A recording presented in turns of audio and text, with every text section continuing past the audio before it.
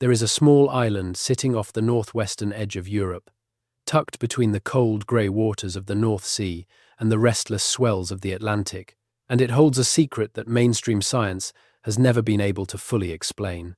Not a secret buried in a distant archive, not a mystery locked inside an ancient tomb, but one flowing quietly through the veins of people walking the streets of Cornwall and the Scottish Highlands and the wind-swept coasts of Wales. Right now, today, as you are listening to this, Britain has more unexplained blood type anomalies concentrated in a single landmass than almost any other country on Earth. The people who study these things, the geneticists, the physical anthropologists, the population biologists, they have been trying to make sense of the pattern for decades, and the more data they collect, the stranger the picture becomes. If you are watching this to fall asleep, that is exactly why I make these videos. These are the kinds of questions that deserve a slow, careful unfolding, the kind of conversation you can drift into as the day lets go and the mind starts to loosen. Maybe subscribe and let me know where you are right now and what time it is. Close your eyes for just a moment and imagine standing on a cliff somewhere on the western coast of Britain. The wind is coming off the water, carrying that sharp salt smell that seems older than memory.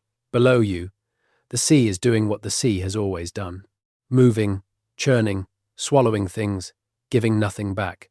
And somewhere behind you, stretching across the hills and through the ancient valleys, are the descendants of people who have lived on this island for longer than most of us can comfortably imagine.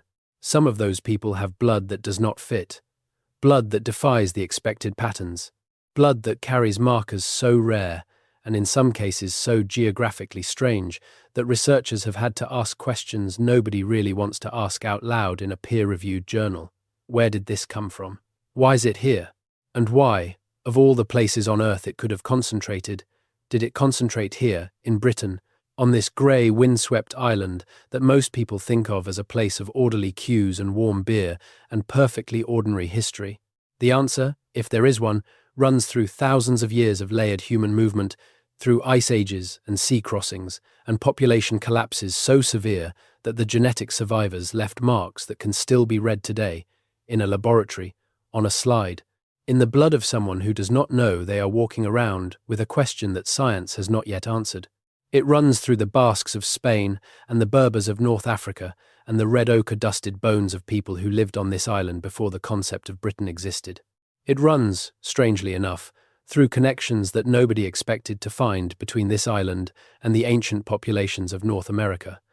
Not the recent North America of colonization and settlement, the deep North America, the North America of 12,000 years ago, when the first human hands touched the soil of a continent that had never known a human footprint, and left something behind in the genetics of populations that would one day be studied by researchers who could not explain why certain blood markers found in isolated communities in Britain showed statistical echoes in certain isolated brain communities on the other side of an ocean.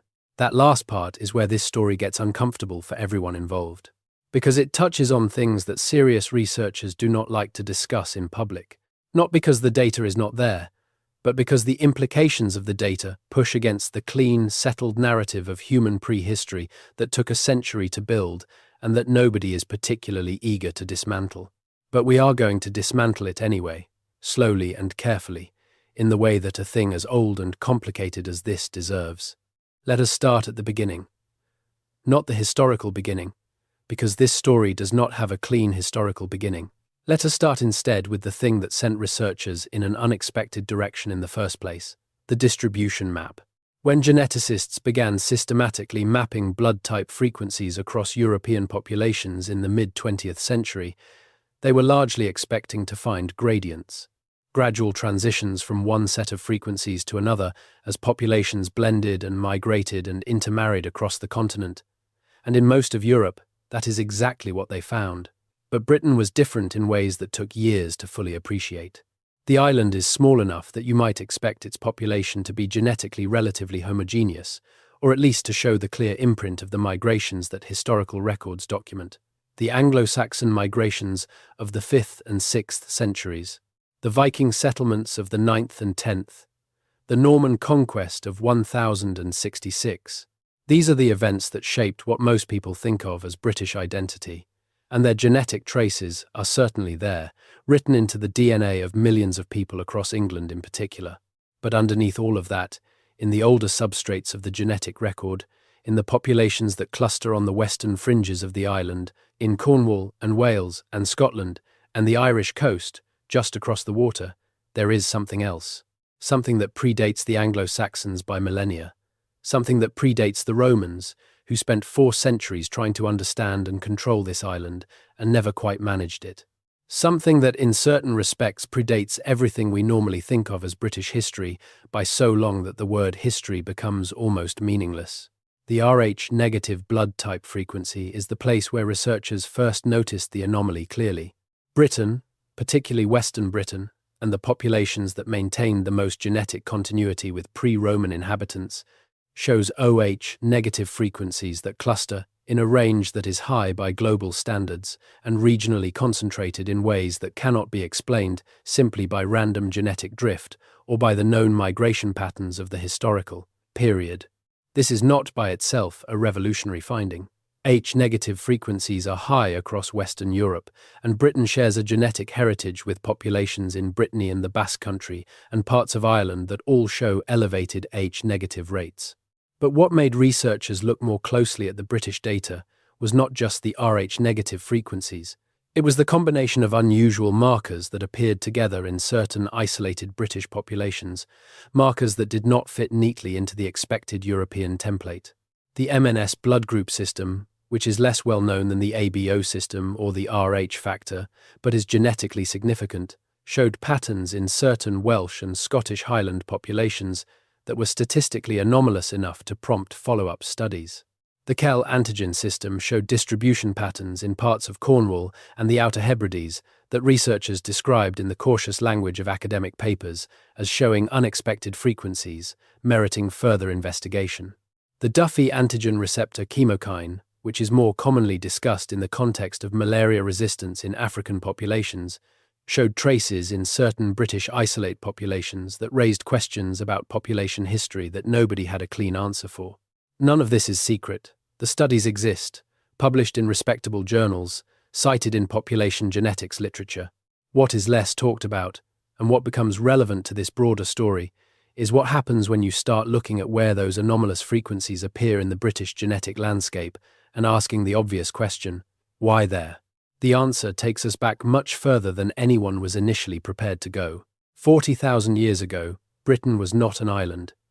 This is the first thing that gets lost when people think about British prehistory.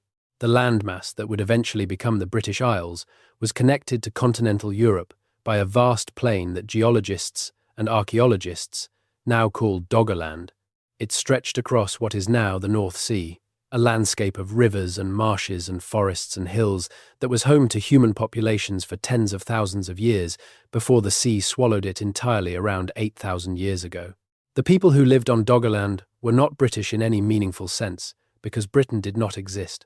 They were Mesolithic hunter-gatherers, moving through a landscape that connected what would become England to what would become the Netherlands and Denmark and Germany, following the animals and the seasons, with the same unhurried intelligence that hunter-gatherers everywhere were deploying to survive, in a world that required intimate knowledge of every tree, every river, every pattern of migration. When the ice sheets retreated and the sea levels rose and Doggerland began to flood, those populations had choices. Some moved east onto the continental landmass. Some moved west and north onto higher ground that became the island of Britain. Some, presumably, were caught by the rising waters, and their descendants were not around to contribute to any genetic record. The populations that ended up on the island of Britain, as it isolated from the continent, carried with them a genetic inheritance shaped by tens of thousands of years of European hunter-gatherer life, and by the specific population dynamics of a group that had survived the last glacial maximum by retreating to refugia in southwestern Europe, and then expanding northward as the ice retreated. Those refugia are important. During the coldest period of the last ice age, roughly between 26,000 and 19,000 years ago, most of northern Europe was uninhabitable. The populations that survived did so by clustering in 3 main areas: the Iberian Peninsula, the Italian Peninsula, and the region around the Balkans and the Black Sea. The people who eventually repopulated Britain came predominantly from the Iberian refugium. This is not speculation. Ancient DNA evidence from Mesolithic sites across Britain consistently points to genetic ancestry that connects back to southwestern Europe, to populations that would have included the ancestors of the people who are now called Basque, and to related groups who lived across the Atlantic facade of Europe before the great migrations of the Neolithic period changed everything. This is where the blood type story starts to get interesting in ways that have not been fully explained. The Basque people of northern Spain and southern France are, genetically speaking, one of the most studied populations in Europe. They are famous for their linguistic isolation, speaking Euskara, a language with no known relatives anywhere on Earth, a language that stands alone among the languages of Europe and the Middle East and North Africa like a single tree in the middle of a plain. They are also famous for their blood type frequencies, particularly their extremely high rate of AH-negative blood, which runs at approximately 30% in some Basque communities compared to a global average of around 15%. The Basque people are widely understood to represent a surviving remnant of the pre-Neolithic population of Western Europe. The hunter-gatherers who were living on this part of the continent before farming arrived from the Middle East around 8 to 10,000 years ago and began to transform the genetic landscape of Europe. The ancient British populations, particularly those in the western regions that maintained the most continuity with pre-Neolithic ancestry, are genetically related to those Basque populations in ways that show up in blood type frequencies and in the deeper genetic signatures that modern genomic analysis can read. They are not identical to the Basque people. The genetic histories diverged a long time ago and have been complicated by subsequent migrations. But the underlying substrate, the oldest layer of British genetic ancestry, connects back to the same southwestern European refugium populations, and some of the same anomalous blood type markers that appear in the Basque data appear also in the data from isolated British populations. This is understood and documented. What is less documented, what exists at the edges of the research rather than at its center, is what happens when you start comparing those British and Basque genetic signatures with data from certain ancient North American populations. That comparison was not something anyone planned to make. It happened, as many scientific surprises happen, almost by accident. In the 1990s, as ancient DNA analysis became more sophisticated and more widely applied, researchers began extracting genetic material from the remains of ancient populations across the Americas. The primary goal was to understand the peopling of the Americas, a question that had its own well-established orthodoxy. Humans crossed the Bering Land Bridge from Siberia to Alaska during the last ice age, probably between 15 and 13,000 years ago, and spread south and east from there, giving rise to all the indigenous populations of North and South America. This was the model. Clean, logical, supported by substantial archaeological evidence, and for most researchers, essentially settled. But the genetic data, as it accumulated, was not entirely cooperative with the clean narrative. The earliest and clearest complication came from a skull found in Washington state in 1996, which became known as Kenuic man. The physical morphology of the skull did not match the expected pattern for populations descended from Northeast Asian migrants. The skull showed characteristics more consistent with populations from Southeast Asia or, controversially, with ancient European populations. Radiocarbon dating placed the individual at approximately 8,500 years old, making him one of the oldest complete human skeletons found in North America, and his genetic analysis, when it was finally completed, after years of legal battles, produced results that were described by the researchers involved as complex in ways that were not fully anticipated. Kenuic man was not European.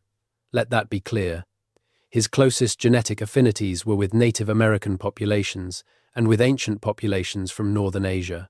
But there were markers in his genome that prompted researchers to look more carefully at the question of whether the peopling of the Americas had been more complicated than the single migration Beringian model could account for. And then there was the haplogroup X question.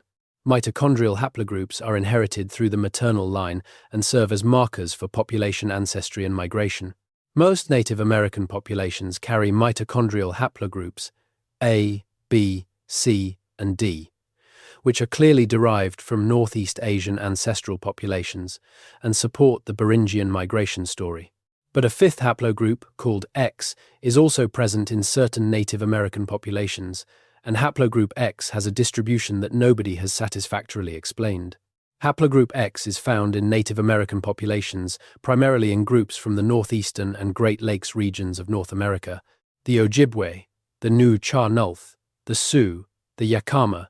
It is found at frequencies between 3 and 7% in these populations, which is not overwhelming, but is consistent enough to be statistically significant. And the question that makes researchers uncomfortable is this: where else is haplogroup X found?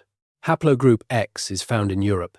It is found at low frequencies across the European continent, but with a notable concentration in populations along the Atlantic facade, including populations in the British Isles. It is found in the Middle East and in North Africa.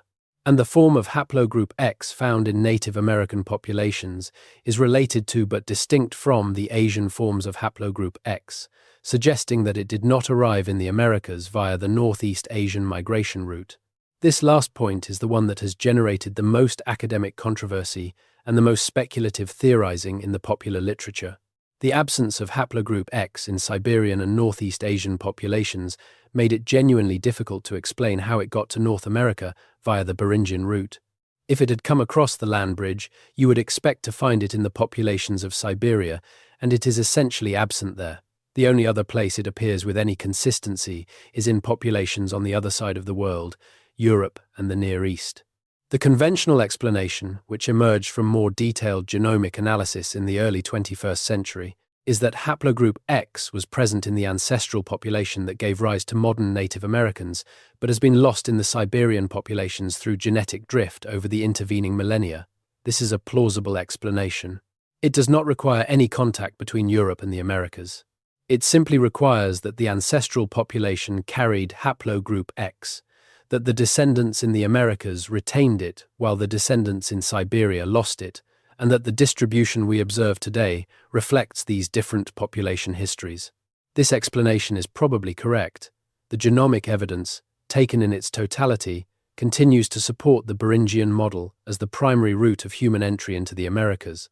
There is no serious scientific consensus that ancient Europeans crossed the Atlantic to populate North America. But here is where the story branches in a direction that is harder to dismiss. The question is not whether Europeans crossed the Atlantic before Columbus. The question is whether the populations that eventually became the Atlantic European populations, the people of Western Britain and the Basque Country and the Atlantic fringe of Europe, and the populations that eventually became certain North American native groups, shared a common ancestry that is older than either of those regional identities. Ancestry that connects back to the people who repopulated Europe after the last ice age from southwestern refugia, some of whose descendants moved north into Britain and others of whose descendants, following a different path, eventually contributed to the ancestral pool of populations that crossed into the Americas. This is a different question from the one that generates controversy, and it is a question to which the genetic data provides at least a partial answer, though not a clean one. Let us come back to Britain. Because the anomalies in British blood type distribution are not limited to the Rh-negative frequencies and the MNS system patterns, there is another layer to this story that runs through the ABO blood group system, through the specific subtypes and rare variants within that system, and through the geographic clustering of those rare variants in ways that correlate, with a specificity that is difficult to ignore, with the locations of the most ancient continuously occupied sites in Britain. The Rh null blood type, sometimes called golden blood because of its extreme rarity and its extraordinary medical value, has been documented in a small number of people worldwide. The global count of known Rh null individuals is in the tens. It is so rare that it effectively does not appear in population studies because the sample sizes involved in most population genetics research would not be expected to include anyone carrying it. And yet, among the documented cases of R null individuals, there is a concentration in certain European populations, including cases documented in British subjects, that is statistically improbable given the estimated global frequency of the trait. Is this meaningful? The honest answer is that it is difficult to know. When the numbers are as small as they are in the RH null case, statistical reasoning becomes fragile. A handful of individuals in a population of tens of millions does not constitute a pattern in the mathematical sense, but it points to a question about whether certain genetically isolated British lineages, preserved in populations that maintained relative insularity through geographic and social factors over long periods, might carry rare alleles that have been lost elsewhere through the more thorough genetic mixing that occurred in populations with higher rates of migration and intermarriage. The Scottish Highlands are the most compelling case study for this question, and they are worth spending some time with. The Highland population of Scotland experienced something remarkable in terms of population history. The geography of the Highlands, the deep glens and the sea lochs, and the difficult terrain that isolated communities from each other and from the lowland populations to the south, created conditions for the preservation of genetic lineages that were elsewhere diluted by migration. The clan system that characterized Highland society for centuries reinforced this insularity, as marriage patterns within and between clans tended to keep genetic material circulating within geographically bounded communities over many generations. The result was a set of populations that, by the time systematic genetic studies began to be conducted, showed a degree of genetic distinctiveness from the rest of Britain that could not be fully accounted for by the relatively recent historical factors that had shaped Highland culture. Ancient DNA studies comparing Highland Scottish samples to ancient British samples from the Mesolithic and Neolithic periods have found that the Highland populations, more than almost any other population in Britain, show continuity with the oldest genetic layers of British ancestry. The pre-Neolithic hunter-gatherer ancestry, the Western European refugium ancestry that connects back to the same southwestern European populations that produced the genetic substrate of the Basque people, is proportionally more represented in Highland Scottish ancestry than in the ancestry of populations in southern and eastern England, where successive waves of migration from continental Europe have produced a more thoroughly mixed genetic profile. This genetic antiquity is relevant to the blood type story because it means that the anomalous blood type markers found in Highland Scottish populations are more likely to represent genuinely ancient alleles that were present in the original post-Ice Age British population and that have been preserved through a combination of geographic isolation and cultural insularity, rather than recent introductions through migration or recent random mutations. What are those anomalous markers? Let us be specific, because specificity matters in a discussion like this. The frequency of blood group O in the Scottish Highlands runs higher than in England, consistent with the pattern seen across the Celtic fringe of Britain and in Ireland. This is not by itself anomalous, as elevated O frequencies are characteristic of the Atlantic fringe populations across Western Europe and are well documented. But within the Highland populations, certain rare subtypes within the O blood group appear at frequencies that are higher than their expected frequency in the broader European population. More significantly, the combination of specific ABO types with specific RAH negative status and specific MNS genotypes appears in Highland Scottish populations in combinations that show a degree of linkage disequilibrium, which essentially means that these markers appear together more often than they would be expected to by chance, suggesting that they were inherited together from a common ancestral population and have been maintained together by the limited genetic mixing that characterized Highland communities. This kind of linkage disequilibrium is the genetic equivalent of a fingerprint. It tells you something about where a set of genetic characteristics came from and how long they have been traveling together. And in the case of the Highland Scottish data, the fingerprint points toward a very old ancestral population that has been conserved in remarkable detail. The Welsh data tells a similar story, perhaps even more dramatically. Wales has maintained a degree of genetic insularity that is, in the context of modern Britain, remarkable. The Welsh language, which represents a survival of the Brythonic Celtic speech that covered most of Britain before the Anglo-Saxon period, is still spoken by hundreds of thousands of people, and the communities where Welsh is most strongly maintained tend to be communities in the north and west of the country where geographic isolation is greatest. And those communities, the Welsh-speaking communities of northwest Wales in particular, show blood type distributions that are among the most unusual in Britain. The frequency of certain rare blood type combinations in North Welsh communities has attracted the attention of researchers precisely because of this combination of linguistic and genetic insularity. Languages and genetics tend to travel together, and populations that have maintained an ancestral language over centuries of contact with dominant languages tend also to have maintained ancestral genetic characteristics more faithfully than surrounding populations. The Welsh data fits this pattern exactly. The populations that have maintained Welsh most strongly show the highest frequencies of the ancient blood type markers, while the populations in the border regions of Wales, where English has been dominant for longer and where intermarriage with English populations has been most common, show blood type distributions that are closer to the English average. But the Welsh anomaly that has most puzzled researchers is not within the ABO or AH systems. It is within a different antigen system entirely, one that is less familiar to the general public, but that has become increasingly important in the genomics of ancient populations.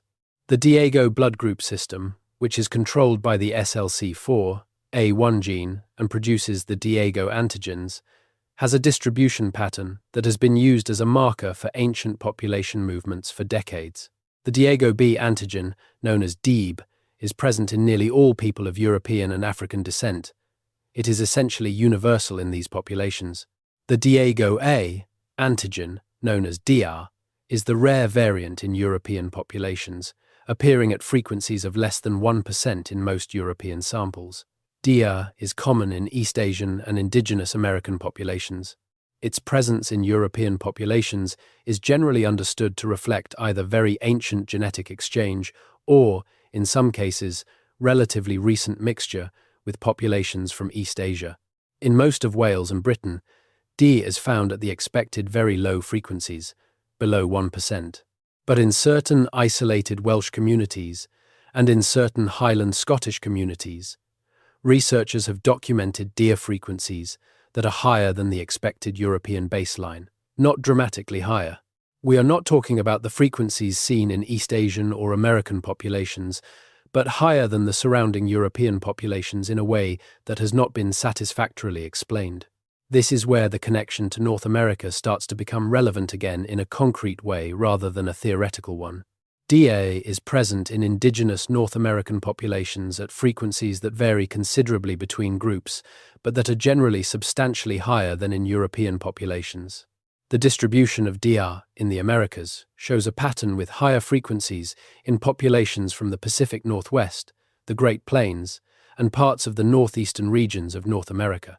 These are precisely the regions where haplogroup X also shows up with unusual frequency. The overlap is not perfect, and the sample sizes in the older studies are not always large enough to be definitive, but the geographic convergence is consistent enough to be noticed by anyone looking at the distribution maps. The question that this overlap raises is not comfortable, and it is not one that most researchers are willing to state directly. But it can be framed as follows. If certain ancient British populations carry genetic markers that appear in unusual concentrations in indigenous North American populations, and if those markers appear in both cases in the genetically most isolated, most ancient lineage-bearing communities, what is the most parsimonious explanation for that distribution? The answer that the genetic evidence, taken at face value, seems to point toward is not European contact with the Americas before Columbus. That is not what the data suggests.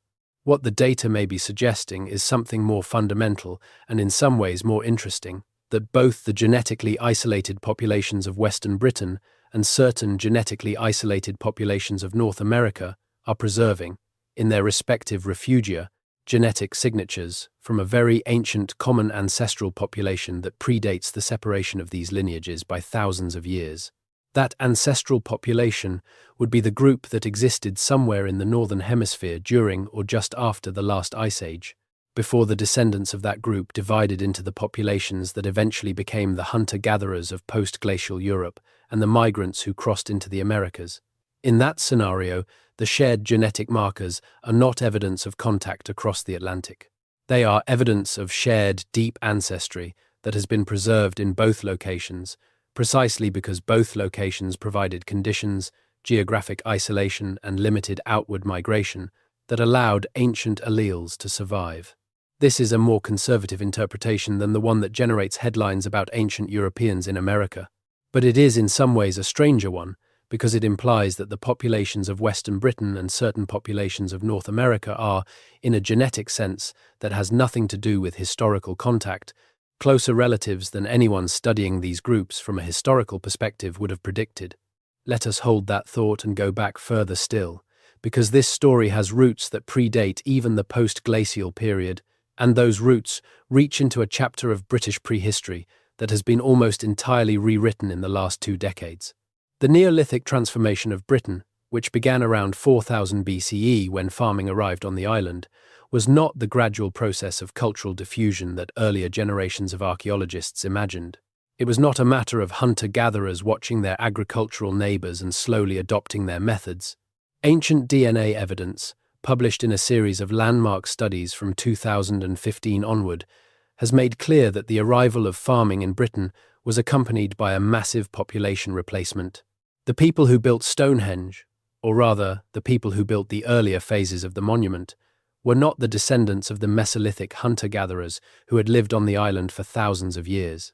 They were migrants from continental Europe, specifically from the Anatolian-derived farming populations that had been spreading westward across Europe for millennia, carrying their genetic signatures and their agricultural practices and their distinctive material culture with them. When they arrived in Britain, the existing hunter-gatherer population, which the ancient DNA shows was relatively small and restricted primarily to the western and northern parts of the island, was almost entirely replaced within a remarkably short period. Estimates based on the genomic evidence suggest that within a few centuries, the Neolithic farming populations had essentially replaced the Mesolithic hunter-gatherers across most of Britain. The hunter-gatherers contributed only a small percentage of the ancestry of the Neolithic Britons. Then, roughly 4,500 years ago, another massive population replacement occurred. The Belgica people, whose origin lies in the steppes of Eurasia and whose spread across Europe has been traced with extraordinary precision by ancient DNA analysis, arrived in Britain and within a few centuries replaced the Neolithic farming population to a degree that rivals the earlier replacement of the hunter-gatherers.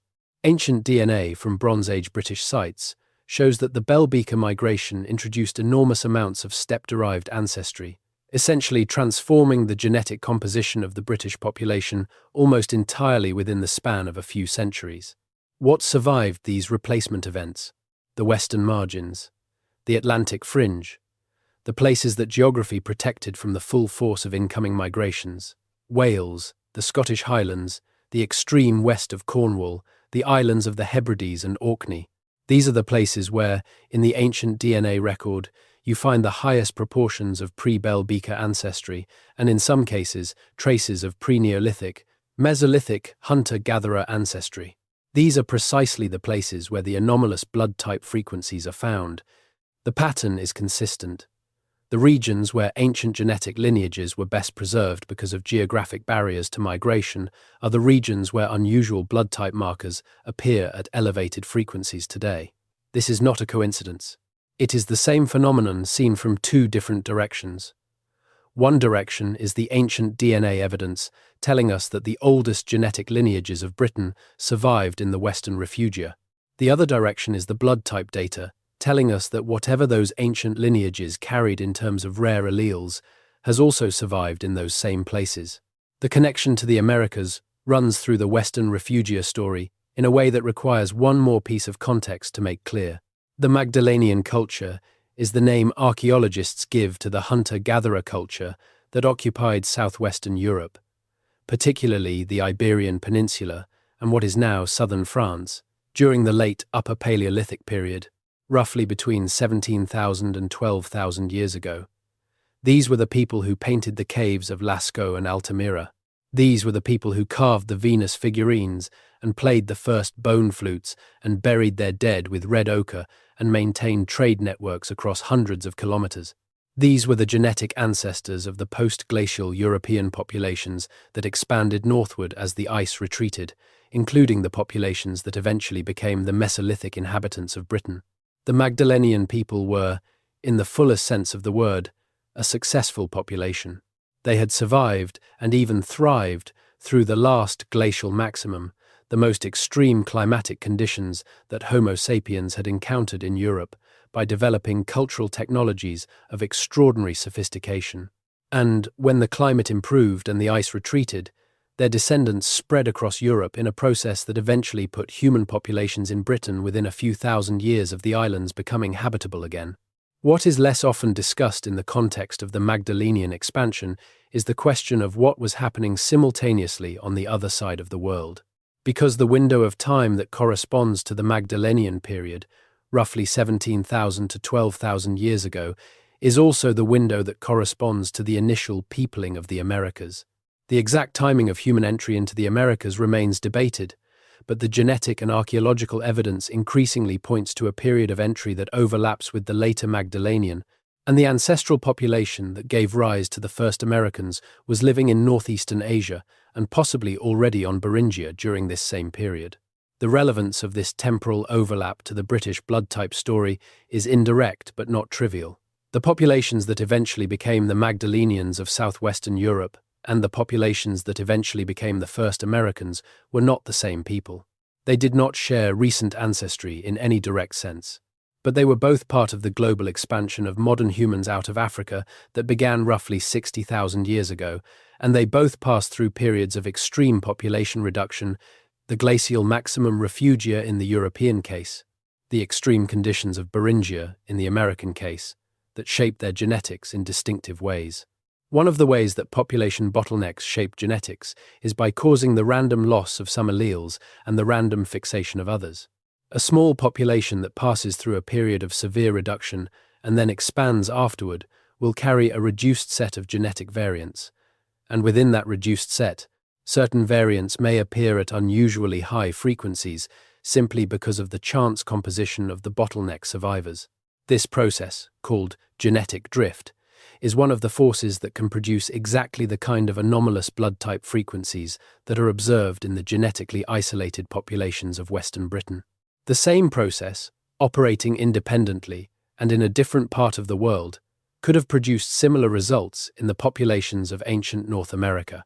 If the ancestral population that entered the Americas carried a particular set of blood type alleles, those alleles would be retained in the American populations that descended from them, appearing at whatever frequency they happened to have in the founding population.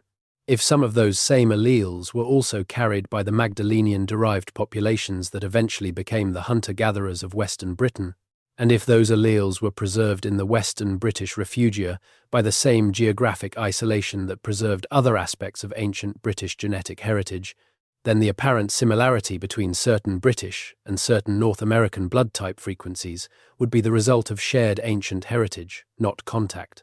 But here is the question that this explanation leaves open, and that nobody has a clean answer to. How ancient is that common heritage, and what was the population that carried it?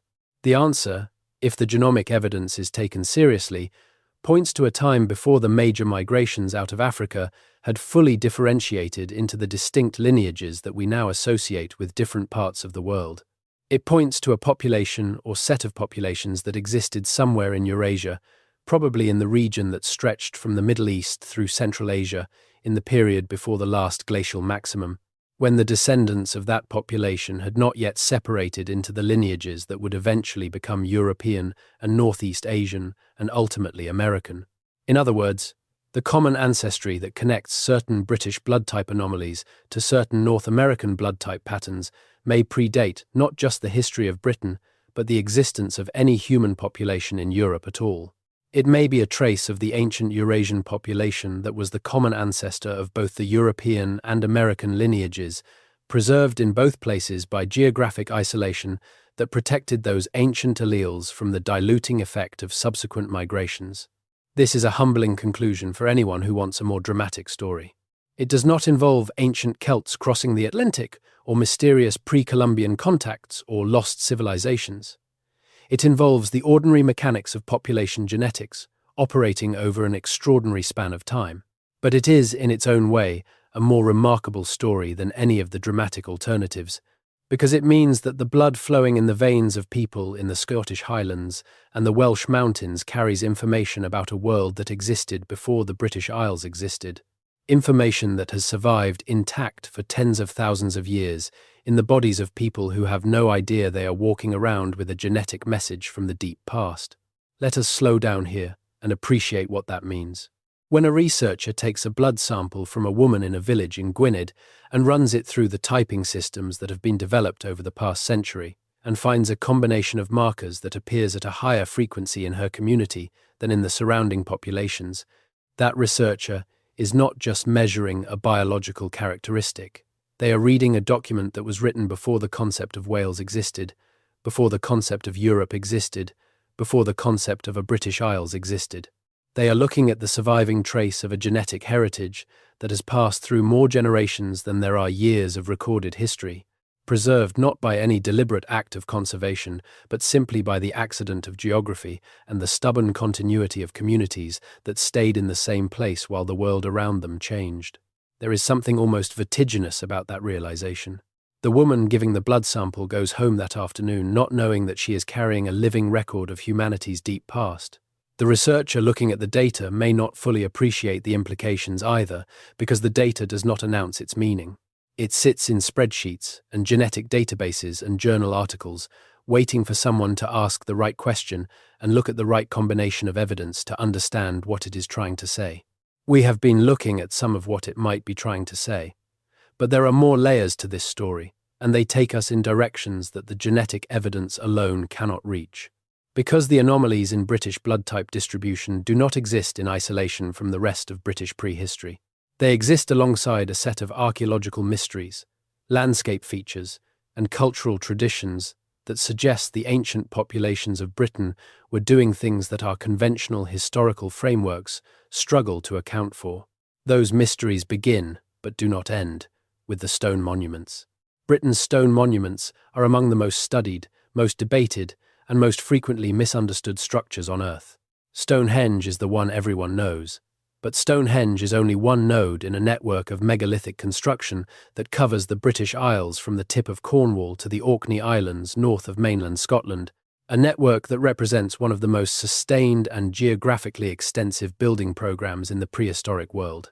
Understanding what that network tells us about the people who built it and about their relationship to the anomalous genetic legacy encoded in British blood type distributions requires spending some time with the monuments themselves.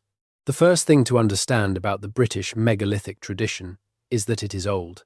Not old in the sense that most people mean when they describe historical things as old, but old in a way that makes most of recorded history look recent. The oldest megalithic monuments in Britain date to around 3,800 BCE, which means they were being built roughly 5,800 years ago.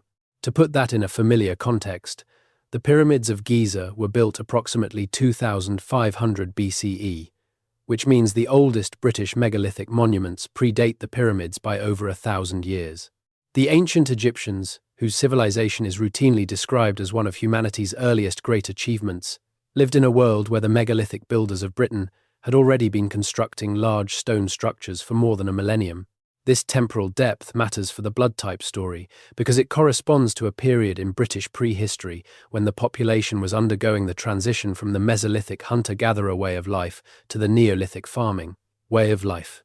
The people who built the earliest British megalithic structures were the Neolithic farmers who had arrived from the continent, but the areas where the megalithic tradition was most intensely maintained, particularly in the Atlantic fringe regions of Western Britain and Ireland, were areas that also had the most substantial surviving presence of the genetic mixing between the incoming Neolithic farmers and the residual Mesolithic hunter-gatherers was most pronounced in these western regions, and the resulting populations carried a combination of Neolithic and Mesolithic ancestry that was unique to the Atlantic fringe.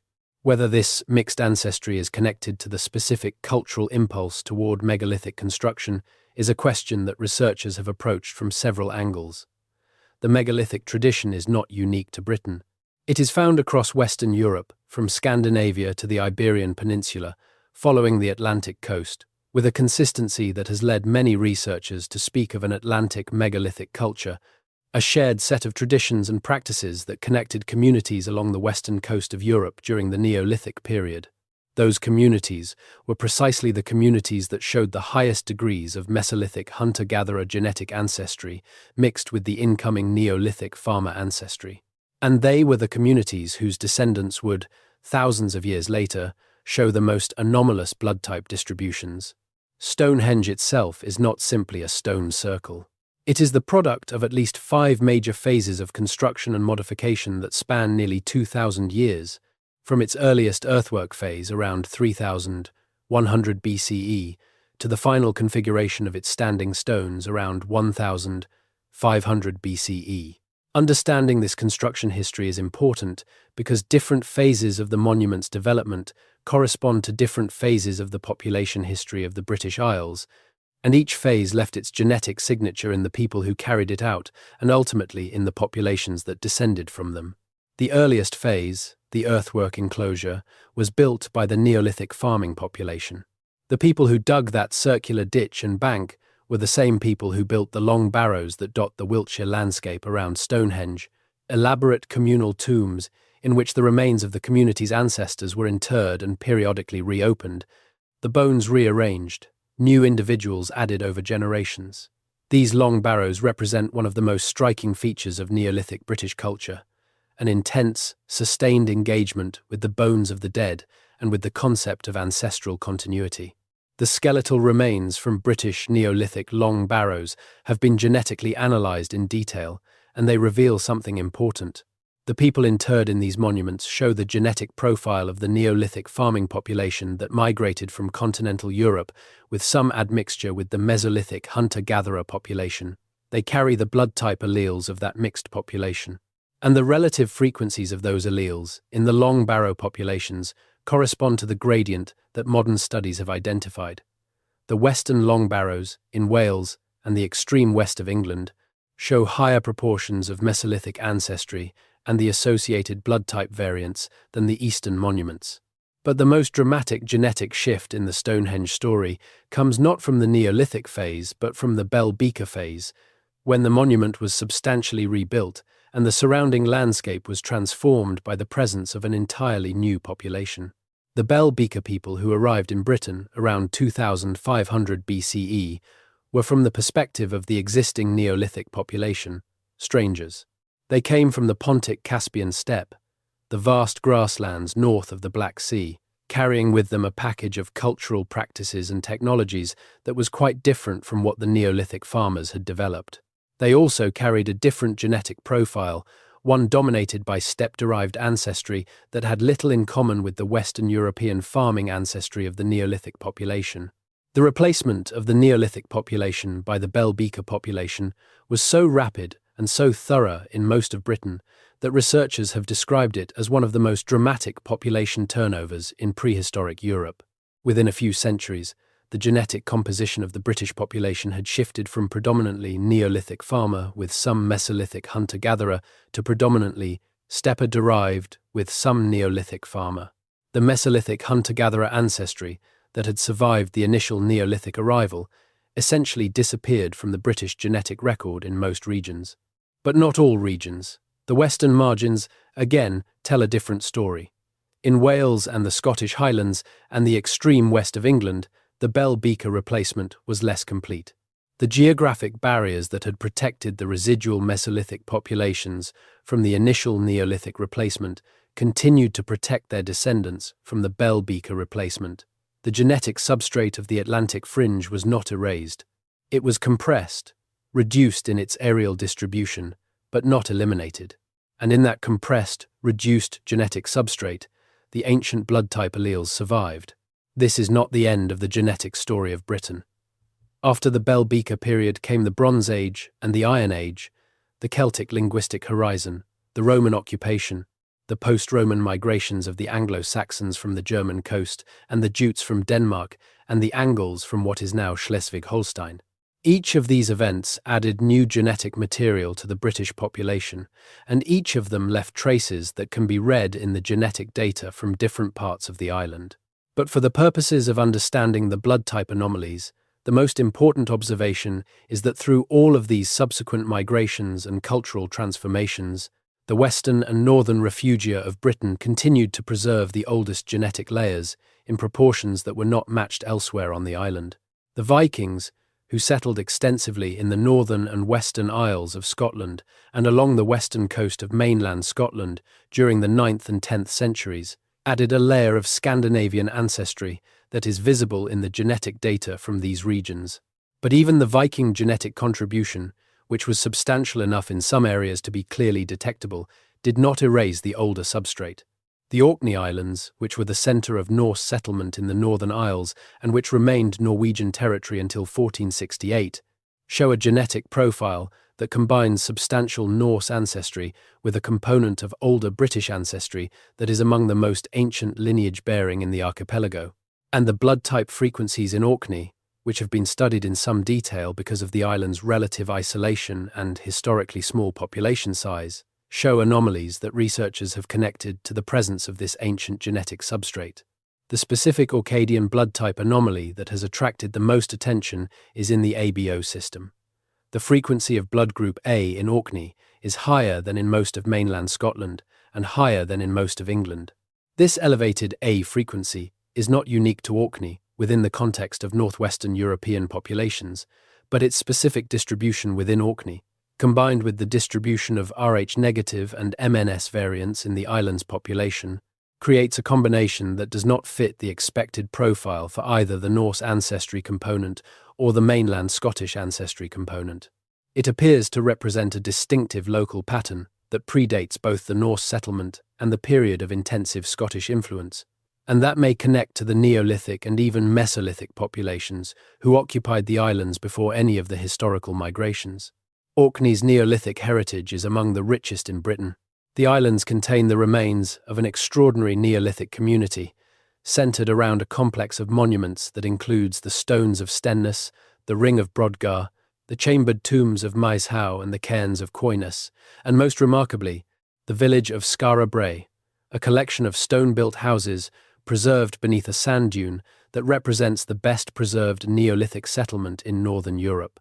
The people who built Skara Brae were farming communities of the Neolithic period, but they were farming communities that had maintained a substantially higher proportion of the ancestral Mesolithic genetic component than the populations of most of southern Britain, and their blood type alleles, as far as the ancient DNA studies can reconstruct them, show the pattern that would be expected from that mixed Neolithic-Mesolithic ancestry. The current Orkney population descended from the Neolithic settlers through the Beaker people and the Norse and the later Scottish immigrants, carries a diluted but still detectable trace of that ancient genetic heritage. The dilution is substantial. Thousands of years of migration and intermarriage have done their work. But the trace is there, visible in the blood type frequencies, a faint echo of a world that existed before anyone on these islands had any concept of what an island was, before the sea that now surrounds Orkney had risen to its current levels, when the people who would become the Orcadians were still part of a continuous human community, spread across a landscape that connected what would become Orkney to what would become Scandinavia by land. That is a statement worth pausing on. The ancestors of the Orcadians, in the deep Mesolithic period before the sea levels rose, were not islanders. They were part of a terrestrial human population that occupied the lands surrounding what is now the North Sea, including Doggerland, the lost plain that is now beneath 60 meters of water. Their genetic heritage is the heritage of that lost population, encoded in blood type frequencies that researchers are only now beginning to understand as traces of a world that no longer exists above sea level. Doggerland's ghost, in a sense, still circulates in the blood of the people of the British Isles. This brings us to one of the more remarkable recent developments in the science of ancient British genetics, which is the application of sediment core analysis and ancient DNA extraction techniques to the study of populations that left no skeletal remains because the places where they lived are now under the sea. The Doggerland communities cannot be directly sampled in the way that the communities of Skara Brae or Stonehenge can be sampled because the sites where they lived are beneath the North Sea and are accessible only to specialist marine archaeological techniques. But researchers have been working to recover genetic material from marine sediment cores that contain traces of ancient organic material, including, in some cases, traces of human DNA. The results of this work are preliminary and technically very challenging, but they suggest that the Doggerland population had a genetic profile that was broadly consistent with the Western European hunter-gatherer ancestry seen in the Mesolithic populations of Britain and the continent, with some distinctive regional variation that reflects the specific population history of this now submerged landscape. If those genetic signatures can be more fully recovered and analysed, they may shed light on the question of where the anomalous blood type markers in the Western British population ultimately originated, whether they were features of the Doggerland population that were preserved in the groups that moved west and north onto the emerging island of Britain, or whether they were features of the Iberian refugium populations that moved northward through Britain independently of any Doggerland contribution. This is the kind of question that would have been impossible to even frame 20 years ago, before ancient DNA techniques had reached the resolution necessary to distinguish between closely related ancient populations. The fact that it can now be asked, and that the data necessary to begin answering it is being generated by ongoing research programs, represents a genuine scientific frontier. And at that frontier, the connection between the blood of the British and the deep history of the Americas becomes visible again in a new and unexpected way.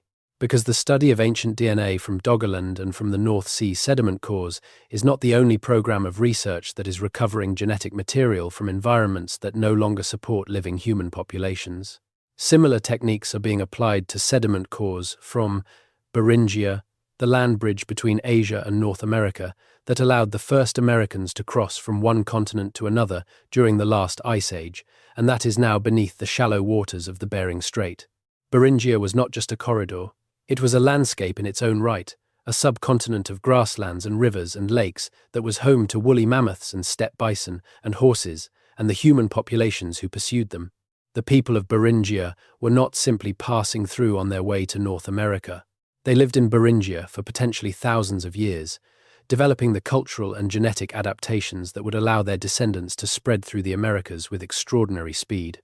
And the genetic signatures of the Beringian population, as far as the ancient DNA studies can reconstruct them, show a distinctive set of characteristics that reflects the specific population history of this corridor, including, intriguingly, some markers that are shared with populations from both northeastern Asia and, at low frequency, with populations from the western part of the Eurasian landmass.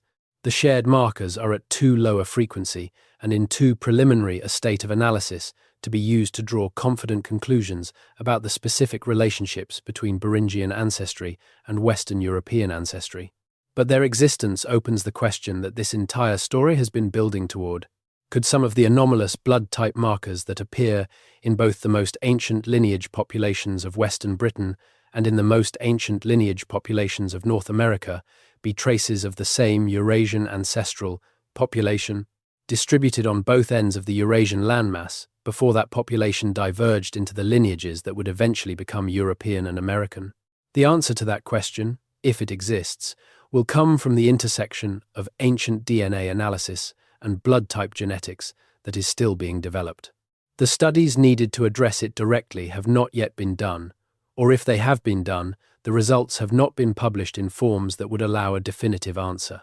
What exists instead is a constellation of suggestive findings, distributed across a literature that spans population genetics, ancient DNA studies, blood group distribution research, and archaeological analysis, that points in the same direction without quite arriving at the same conclusion.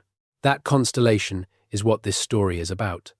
Not a definitive answer, but the shape of a question that has been sitting in the data for decades, waiting for someone to ask it in the right way. Let us turn now to a dimension of this story that has been largely ignored by mainstream researchers because it exists at the intersection of genetics and oral tradition, a space that academic science has historically been reluctant to enter. But the oral traditions of the peoples who have lived longest in the British Isles contain information about ancient times that, when read carefully alongside the genetic and archaeological evidence, sometimes illuminates aspects of the past that the physical record alone does not reveal. The oral traditions of the Welsh-speaking communities of northwest Wales preserve, in the form of the Mabinogion and related mythological cycles, stories about the inhabitants of Britain before the historical period that are usually read as pure mythology. The children of Don, the family of Lear, the figures of Pryderi and Arianrhod and Gwydion, These are mythological characters, in the same sense that the Greek gods are mythological characters, real in their cultural significance, fictional in their literal existence. But embedded within the mythological narratives are older layers of material that appear to preserve genuine memory of prehistoric realities, landscape features, cultural practices, and social structures that can be partially verified by the archaeological record. One of the recurrent themes in the Welsh mythological material is the concept of a land beneath the sea, a sunken landscape from which figures emerge or to which figures retreat, associated with the ancestors and with a kind of wisdom or power that the living world does not possess. The Mabinogion contains references to Cantre'r Gwaelod, the 100 cities of the deep, a legendary land said to have been submerged beneath the waters of Cardigan Bay on the western coast of Wales. In the mythological narrative, Cantre'r Gwaelod was a fertile and prosperous land protected from the sea by embankments and sluice gates, and it was lost when its guardian failed in his duty and the sea rushed in. Geologically speaking, there was indeed land where Cardigan Bay now lies, during the period when sea levels were lower and the coastline of Wales extended further west into what is now the Irish Sea. The inundation of that coastal landscape occurred roughly between 10,000 and 8,000 years ago as sea levels rose following the end of the last ice age, precisely the period when the Doggerland community of the North Sea was being destroyed by the same rising waters. And the archaeological evidence from the seabed of Cardigan Bay includes submerged peat deposits, ancient tree stumps, and in some cases, lithic material that indicates human presence in the landscape before it was flooded. The tradition of Cantre'r Gwaelod, in other words, may preserve a genuine memory of the loss of inhabitable land to rising sea levels, encoded in a mythological form that has allowed it to survive in oral tradition for an extraordinary length of time. Similar traditions of sunken lands are found in the oral traditions of communities across the Atlantic fringe of Britain and Ireland, suggesting that the memory of the post-glacial inundation was widespread and was preserved independently in multiple communities across the region. This kind of deep-time oral memory has analogues in other parts of the world. Australian Aboriginal traditions of the drowning of the continental shelf following the last ice age have been verified by geological analysis to be accurate descriptions of events that occurred between 10,000 and 12,000 years ago. Coastal Native American traditions in the Pacific Northwest describe a landscape that includes geography that is now beneath the sea, in ways that correspond to the documented extent of the coastline during the low sea level stand of the last glacial maximum. These traditions have been taken increasingly seriously by geologists and archaeologists as evidence that oral traditions can preserve accurate descriptions of physical events over timescales of 10,000 years and more. If the Welsh tradition of Cantre'r Gwaelod belongs in the same category of deep-time oral memory, then the communities that preserved it were doing something remarkable. They were maintaining, through the medium of story, a connection to a landscape that their ancestors had occupied before recorded history began, and to a population that had lived on that landscape and that had contributed their genetic heritage to the Welsh-speaking communities of the historical period. The blood that flows in the veins of the people who tell the story of Cantre'r Gwaelod may contain, in its anomalous frequencies of ancient alleles, the genetic signature of the people who lived in that sunken landscape before it was sunken.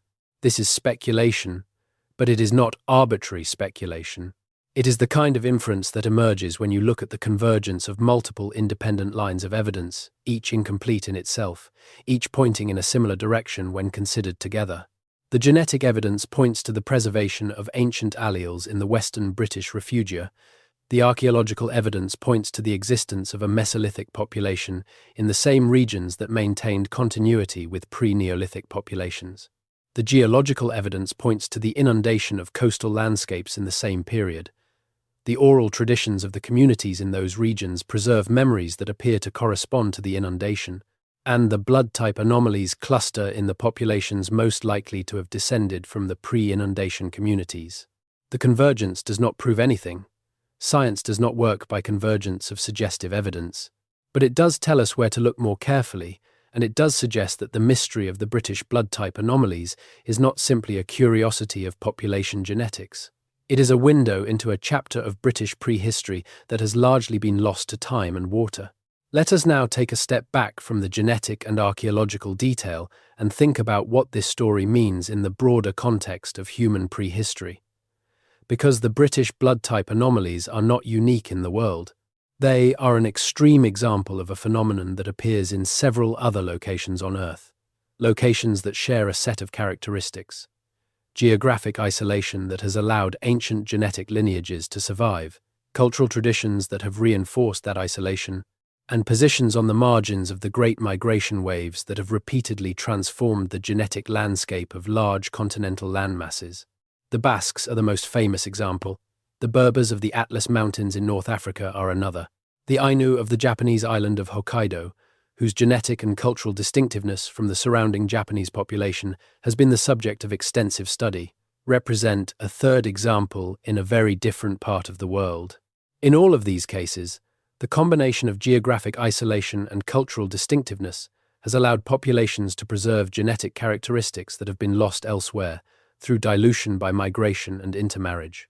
What is distinctive about Britain is the combination of intensity and accessibility that makes the British anomalies particularly striking. Britain is not a remote or inaccessible place. It has been at the center of global trade and migration for 2 millennia and has absorbed genetic contributions from across the world during that period. And yet, within this accessible and historically connected island, pockets of ancient genetic heritage have survived that are remarkable by any comparative standard. The survival of those pockets is a testament to the power of geographic isolation, even in a relatively small and accessible landscape, and to the persistence of the cultural factors that reinforced that isolation long after the purely geographic barriers might have been overcome. The lesson that this story draws from the British case for the broader understanding of human prehistory is one about resilience and persistence. The ancient genetic heritage of Western Britain has survived ice ages and sea level changes and repeated population replacements and millennia of cultural transformation. It has survived because the communities that carried it remained in the places that sheltered them, maintained their identities through language and kinship and cultural practice, and transmitted their genetic legacy from generation to generation without dilution sufficient to erase the traces of the deep past. In the blood of those communities, the deep past is still present. Not as memory, not as tradition, not as the faintest echo of something that once was. As biology, as chemistry, as the specific configuration of proteins on the surface of red blood cells that has been reproduced with faithful accuracy for tens of thousands of years in the bodies of people who live today in a world their ancestors could not have imagined. That is a remarkable thing, and it deserves to be understood. But there is one more dimension to this story that we have not yet fully explored, and it takes us across the ocean in a direction that connects the British blood type mystery to the pre-Columbian North American story in a way that is more concrete than the deep ancestry connections we have been discussing. The pre-Columbian North American record of human activity is far more extensive and far more complex than is commonly understood by people who were not educated in North American archaeology. The popular image of pre-Columbian North America as a thinly populated landscape of small nomadic groups is as inaccurate as the popular image of prehistoric Britain as a world of brutish cave dwellers. The reality in both cases is far more sophisticated, far more organized, and far more connected than the simplistic version suggests. In North America, the Mississippian culture that flourished between approximately 800 CE and 1600 CE was one of the most extensive and complex cultural traditions in the pre-Columbian world. The Mississippian people built cities. The largest of these, Cahokia, located near what is now St. Louis, Missouri, was at its peak around 1050 to 1150 CE, a settlement with a population that may have reached as high as 20,000 people, making it larger than contemporary London. Cahokia's central monument, Monk's Mound, is the largest prehistoric earthwork in the Americas and one of the largest prehistoric earthworks in the world, containing more earth than the Great Pyramid of Giza. The people who built Cahokia had a blood type distribution that is relevant to the story of British blood type anomalies in a way that connects the two stories across a vast span of time. The ancient DNA from Cahokia and from related Mississippian sites shows a genetic profile that includes components from multiple source populations, reflecting centuries of migration, exchange, and intermarriage across the eastern half of North America. But within that complex genetic profile, certain markers appear that connect the Mississippian populations to the Great Lakes and northeastern populations that also show the elevated haplogroup X frequencies that we discussed earlier. The geographic distribution of haplogroup X in North America, with its concentration in the northeastern and Great Lakes regions, there is interesting in the context of the Mississippian story, because those regions were the northern frontier of Mississippian cultural influence. The Mississippian trade network, which carried marine shells from the Gulf Coast to the Great Lakes and copper from the Lake Superior region to the Gulf Coast, connected the haplogroup X populations of the north with the larger Mississippian cultural sphere. The people who carried haplogroup X were not isolated from the broader pre-Columbian North American world. They were part of it, connected to it through trade and exchange and the movement of people and ideas across thousands of miles. This matters for the British blood type story because it suggests that the deep ancestry connections we have been discussing, the ancient Eurasian heritage that may be preserved in both certain British populations and certain North American populations, was not simply sitting inert in isolated communities on both sides of the Atlantic. It was embedded in living, dynamic cultures that were engaged with the broader worlds of which they were a part. The people who carried ancient genetic markers in the Great Lakes region were trading with the Mississippian cities. The people who carried ancient genetic markers in the Scottish Highlands were trading with the wider world of medieval and early modern Scotland and Britain. They were not museum pieces. They were people living full lives in complex societies, carrying in their blood a heritage that they had no way of knowing about. The archaeological connection between the pre-Columbian North American cultures and Britain comes not through genetics, but through a set of cultural parallels that have attracted the attention of archaeologists who work on both. Traditions. The earthwork mound-building tradition of the Mississippian and pre-Mississippian cultures of North America bears certain structural similarities to the mound-building tradition of Neolithic and Bronze Age Britain. Both involve the construction of large earthen structures that are oriented in relation to celestial events, particularly the solstices and equinoxes. Both involve the use of earthwork enclosures as ceremonial spaces. Both involve the association of specific burial practices with specific earthwork forms, and both show evidence of being embedded in networks of long-distance exchange that connected distant communities through the movement of prestige goods. These parallels do not prove any direct connection between the British megalithic tradition and the North American mound-building tradition.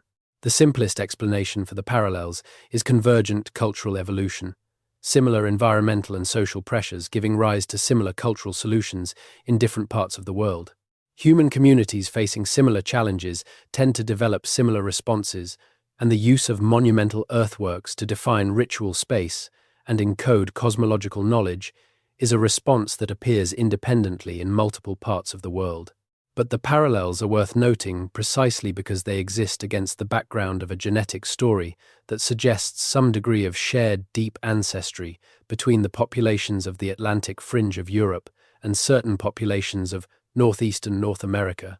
When cultural parallels and genetic connections point in the same direction, even if the cultural parallels are not strong enough to prove direct contact and the genetic connections are too distant to imply recent relationship, the combination is suggestive of something that deserves more careful investigation than it has received. What would that more careful investigation look like? It would involve, at minimum, a systematic comparison of the blood type distribution data from the most ancient lineage populations of Western Britain with the blood type distribution data from the most ancient lineage populations of northeastern North America, using the full range of antigen systems that modern blood group science can analyze. It would involve the integration of ancient DNA data from pre-Columbian North American sites with ancient DNA data from Mesolithic and early Neolithic British sites, looking for the specific allele combinations that appear anomalously in both populations. And it would involve the kind of cross-disciplinary conversation between researchers working on different continents that is still relatively rare in a scientific culture that tends to organize itself around regional specializations. That conversation is beginning to happen, in fits and starts, in the margins of conferences, and in the supplementary data of papers that are primarily about other things. But it has not yet produced a synthesis that could bring the British blood type anomalies and the pre-Columbian North American genetic data into a unified framework. In the absence of that synthesis, what we have is the shape of a question.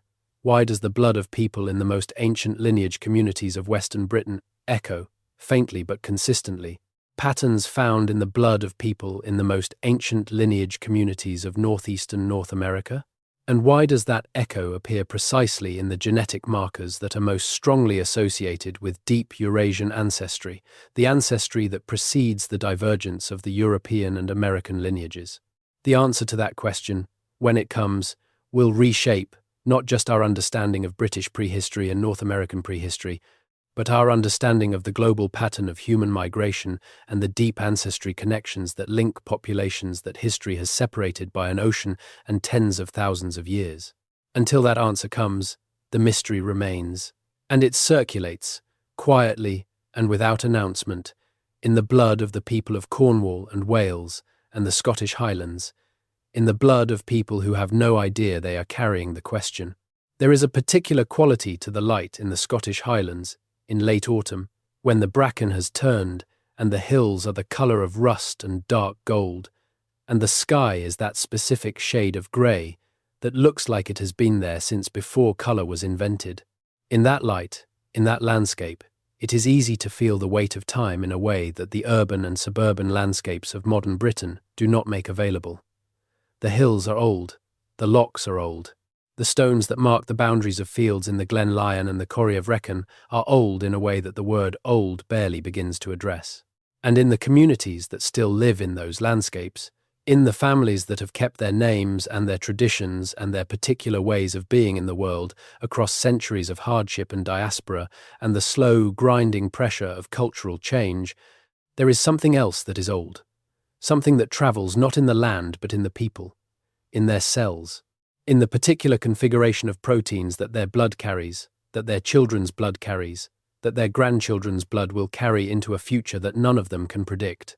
The woman who works in the post office in a small highland village, the man who farms the same land his grandfather farmed and his grandfather's grandfather farmed before him, the teenagers who speak in a mixture of Scots, Gaelic, and English, and do not know that Gaelic is one of the oldest continuously spoken languages in Europe.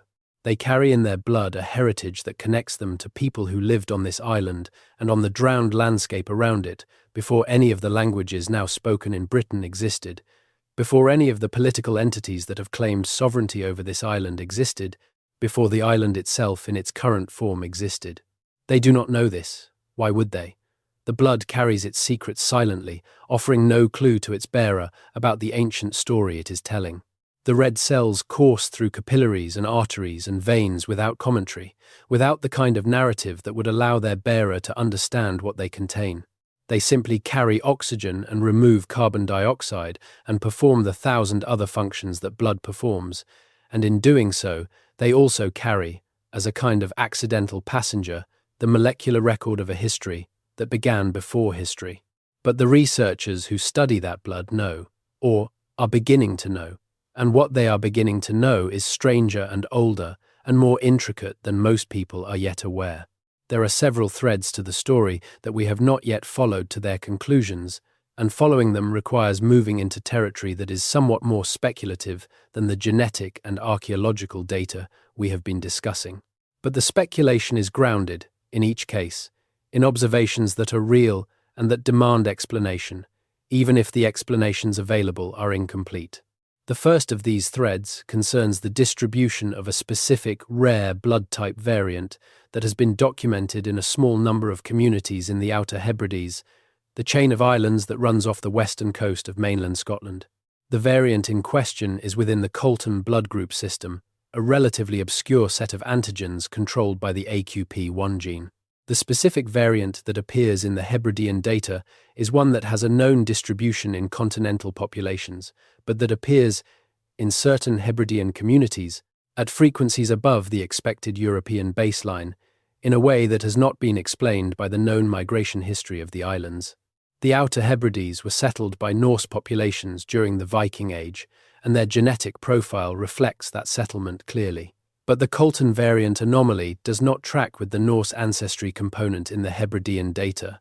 It appears, instead, to track with the component of the Hebridean ancestry that is most ancient, the pre-Norse, possibly pre-Neolithic genetic substrate that was present on the islands before the Viking settlers arrived.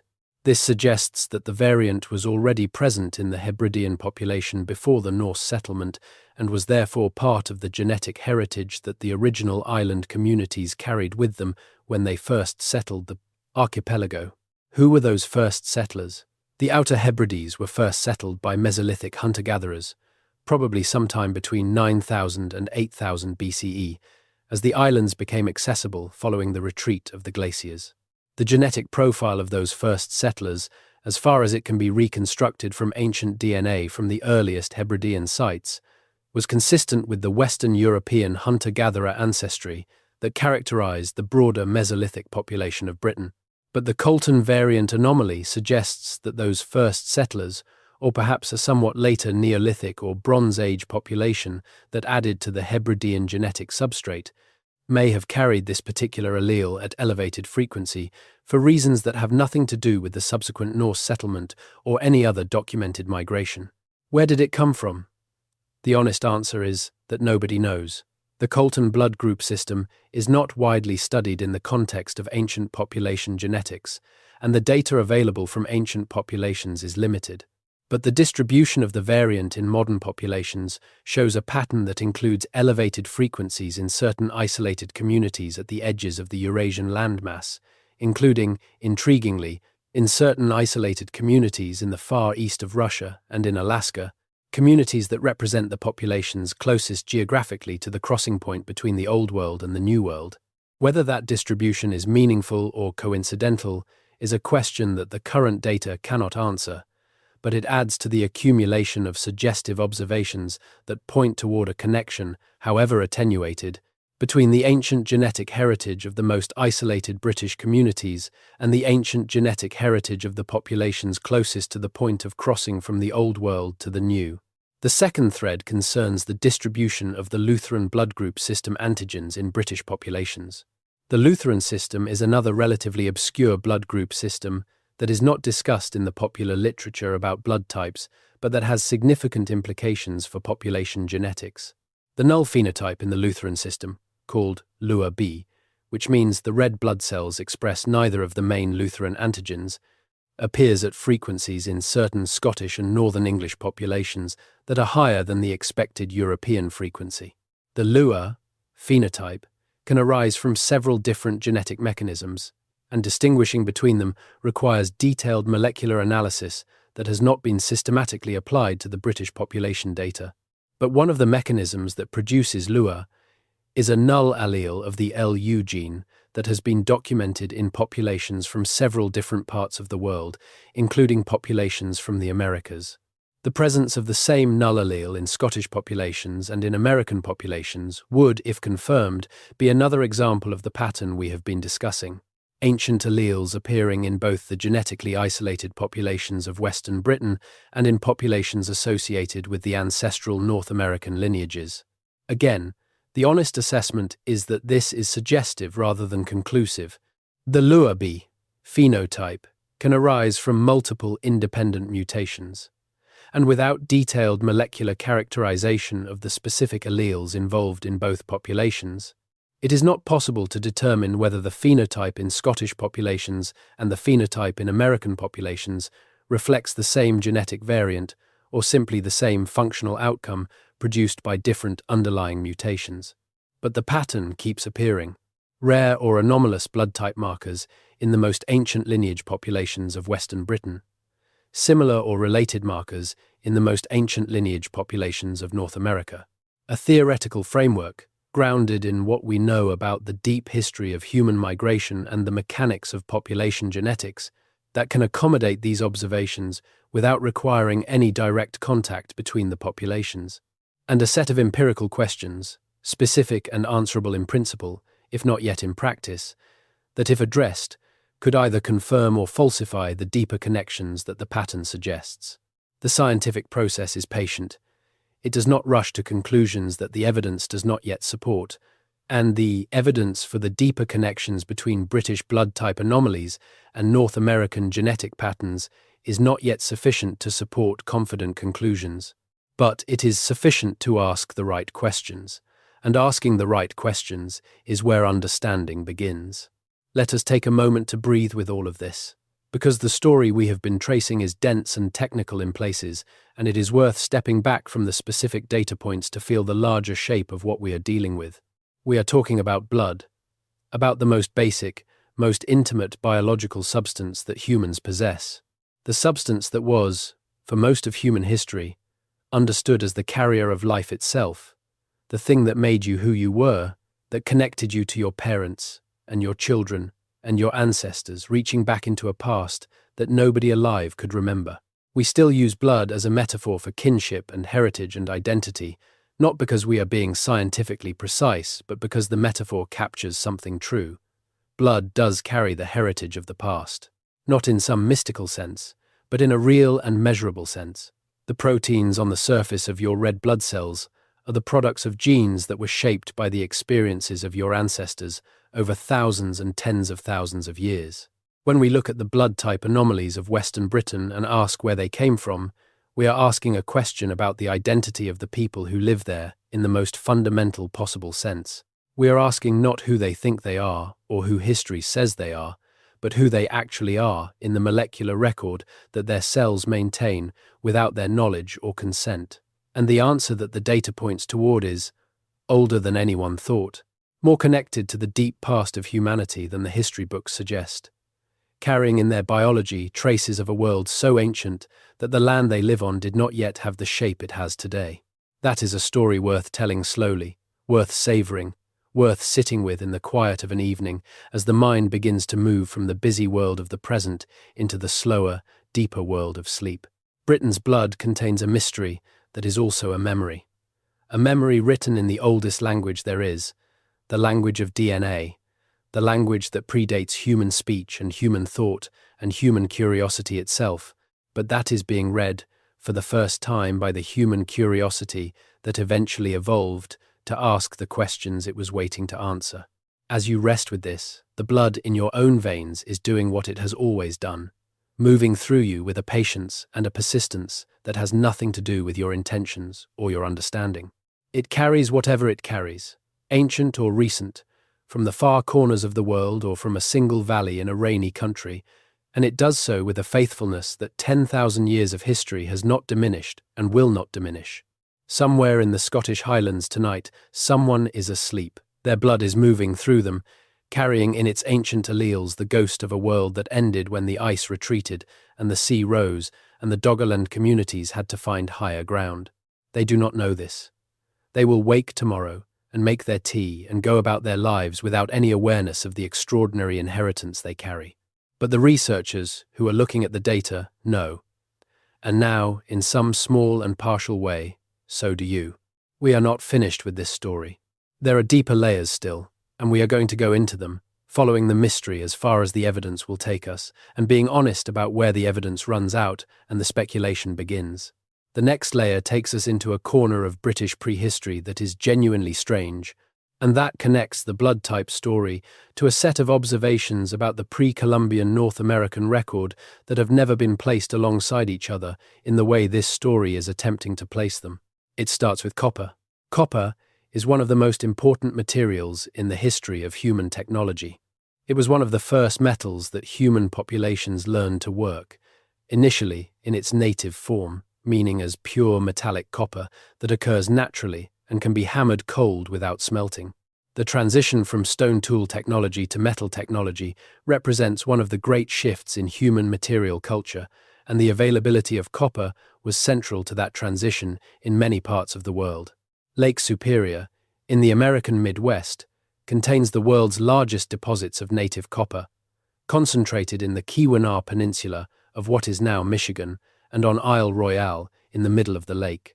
These deposits were exploited by Native American peoples for approximately 7,000 years, from around 5000 BCE to around 1200 CE, in what archaeologists call the Old Copper Culture. The scale of this exploitation was extraordinary. Estimates suggest that somewhere between 1.5 and 3 billion pounds of copper were extracted from the Lake Superior deposits over the duration of the Old Copper culture, making it one of the most intensive prehistoric mining operations anywhere in the world. What happened to all that copper? Some of it was used locally in the Great Lakes region for tools and weapons and ornamental objects, but a very substantial quantity of it was distributed through trade networks that carried copper artifacts across essentially the entire eastern half of North America, from the Gulf of Mexico to Hudson Bay, from the Atlantic coast to the Great Plains. Lake Superior copper artifacts have been found in archaeological sites from Maine to Florida and from New York to Kansas. The geographic extent of the old copper trade network is comparable to the geographic extent of the Mississippian trade network that succeeded it, and together they demonstrate that the pre-Columbian North American world was far more economically integrated than the popular image of isolated tribal communities suggests. Now here is where this connects to Britain. Britain also has a significant copper mining history that begins in the prehistoric period. The Great Orme copper mines on the northern coast of Wales are among the largest and most extensively developed prehistoric copper mines in the world. Mining at Great Orme began around 1800 BCE and continued for approximately 2,000 years, producing quantities of copper ore that have been estimated at somewhere between 1 and 2 million tons of material worked during the Bronze Age period. The scale of this operation, for a Bronze Age community with no mechanical equipment, is difficult to imagine. Hundreds of workers over generations following copper ore seams deep into the limestone hillside, using only stone and bone and antler tools, extracting copper ore that was then smelted and distributed across a trade network that covered much of Britain and the adjacent parts of continental Europe. The workers at Great Orme were members of the Bronze Age British population, the population that had arrived through the Bell Beaker migration and that had subsequently absorbed elements of the Neolithic and Mesolithic substrates that had preceded it. Their genetic profile, as far as the ancient DNA evidence can reconstruct it, was dominated by the steppe-derived ancestry of the Bell Beaker migration, with varying proportions of earlier ancestry depending on the specific community and its geographic location. But the communities of North Wales, including the communities that would have supplied labour and organisational capacity to the Great Orme mines, were communities in which the older, pre-Bell Beaker ancestry was proportionally more represented than in the populations of southern and eastern England. These Welsh Bronze Age copper miners were, in other words, the descendants of populations that carried the anomalous blood type markers we have been discussing at higher frequencies than the broadly British population. Their blood type profiles, if we could measure them, would presumably show the same pattern of elevated ancient allele frequencies that is seen in the modern Welsh communities that are genetically most continuous with the Bronze Age Welsh population. Is there a connection between the copper mining heritage of North Wales and the copper mining heritage of the Great Lakes region of North America, beyond the coincidence that both regions were major sources of prehistoric copper exploitation? Almost certainly not in any direct sense. The Lake Superior copper deposits were exploited by indigenous American populations with no known contact with Bronze Age Britain, and the similarities in the scale and intensity of copper exploitation are best explained by the intrinsic value of copper as a material rather than by any shared cultural tradition. But the coincidence of copper mining heritage, combined with the genetic connections we have been discussing, creates a pattern that is at minimum worth noting. The regions of Britain that show the most anomalous blood type distributions are precisely the regions with the most intensive prehistoric copper mining heritage. The regions of North America that show the most anomalous genetic distributions, including elevated haplogroup X frequencies, overlap with the regions that were most intensively connected to the Lake Superior copper trade. And both sets of regions are characterized by the long-term occupation of communities that maintained genetic and cultural continuity over periods of time that dwarf the historical period. The copper connection is, again, suggestive rather than conclusive. But it adds one more strand to the web of observations that points toward a deeper relationship between the ancient populations of Western Britain and the ancient populations of northeastern North America than the historical record, which is silent about any such relationship before the period of European colonization, would suggest. We are at a point in this story where the specific data points begin to thin out and the larger questions become more prominent. This is the natural progression of any investigation into the deep past. The closer you get to the edge of what the evidence can support, the more clearly you can see the shape of the questions that the evidence cannot yet answer. Let us ask those questions directly. Is there a genetic connection between the most ancient lineage populations of Western Britain and the most ancient lineage populations of northeastern North America that reflects shared deep ancestry from before the divergence of the European and American lineages? The available evidence is consistent with this hypothesis, but does not confirm it. The anomalous blood type markers, the haplogroup X distribution, the Diego antigen patterns, and the other genetic anomalies we have discussed are all consistent with a model in which both sets of populations preserve traces of a common Eurasian ancestral population. But the evidence is not strong enough to rule out alternative explanations, including the possibility that the apparent similarities reflect independent mutations or the effects of genetic drift operating independently in different parts of the world. Is there any direct connection, whether through pre-Columbian contact or through the movement of populations between Britain and North America before the period of European exploration? The genetic evidence, as it currently stands, does not support this hypothesis. The genomic data from pre-Columbian North American populations does not show evidence of European admixture, and the genetic data from ancient British populations does not show evidence of any transatlantic connection. The similarities we have been discussing are, on the current evidence, best by deep shared ancestry rather than contact. But the question of pre-Columbian contact is one that is perpetually raised and perpetually contested in the literature, and it is worth a moment on the evidence and the lack of evidence before moving on. The question of whether people from Europe reached the Americas before Columbus is not purely hypothetical. The Norse settlement of Vinland, documented in the Icelandic sagas and confirmed archaeologically at Lonsor Meadows in Newfoundland, demonstrates that people from northern Europe reached the northeastern coast of North America around 1000 CE. This is not disputed. What is disputed is whether those Norse contacts were sustained enough and genetically significant enough to leave a trace in the DNA of indigenous American populations. The current genetic evidence suggests that the answer is no, or at least not detectably so. Large-scale studies of indigenous American genetics have not found evidence of Norse genetic admixture in pre-Columbian populations. The Norse settlement of Vinland appears to have been brief and limited in its population size, insufficient to introduce a detectable genetic signal into the indigenous population. But the Norse contact is only the most recent and best documented of the potential pre-Columbian contacts that have been proposed. Various researchers have suggested connections based on cultural parallels, artifact distributions, and linguistic similarities between Old World and New World populations at various periods.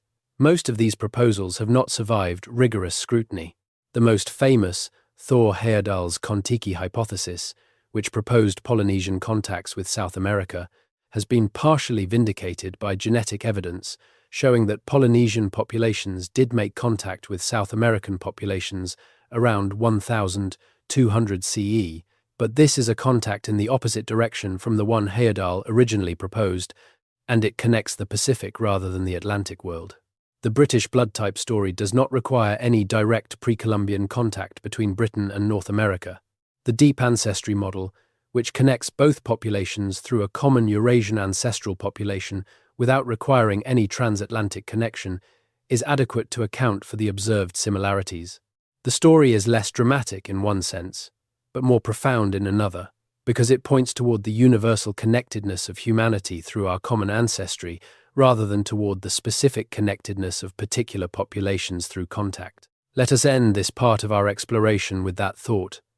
The blood that circulates in the people of Western Britain carries information about the deep history of the human species, not just the history of Britain. It carries information about the people who lived in southwestern Europe during the last ice age and who spread northward as the ice retreated. It carries information about the populations who lived on Doggerland before the sea rose and who found higher ground on what would become Britain. It carries information about the ancient Eurasian populations from which both the European and the American lineages ultimately descended, and it carries this information faithfully, without distortion, in the molecular language of DNA. When we study those blood type anomalies and try to understand what they mean, we are not just studying Britain, We are studying the human past in one of its most intimate forms, the past encoded in the bodies of living people who are walking around today with no awareness of the extraordinary heritage they carry. That heritage belongs to all of us, in the sense that it is part of the story of our species. But it is most vividly present in the blood of the people of the western margins of Britain, the descendants of the most ancient British populations, who carry in their cells a message from a world so old that we have barely begun to read it. The reading is underway, and what it is beginning to say is worth listening to very carefully indeed. There is a concept in geology called deep time, a phrase coined to describe the vast expanse of geological history that stretches back billions of years before the present. The phrase was popularized by John McPhee in his writings about American geology, and it captures something essential about the experience of confronting timescales that dwarf ordinary human experience. Deep time is not just a longer version of ordinary time. It is a qualitatively different experience of duration, one that requires the mind to let go of its usual anchors and drift into a register where 1,000 years is a brief moment and 1,000,000 years is a moderate span. The blood type story we have been telling is a story about deep time in this sense. It is a story that requires us to think about human populations not as fixed entities with stable identities, but as temporary configurations of genetic material moving through time, accumulating changes and losing others, connecting and disconnecting from other populations in ways that leave traces legible only to the molecular analysis of the present.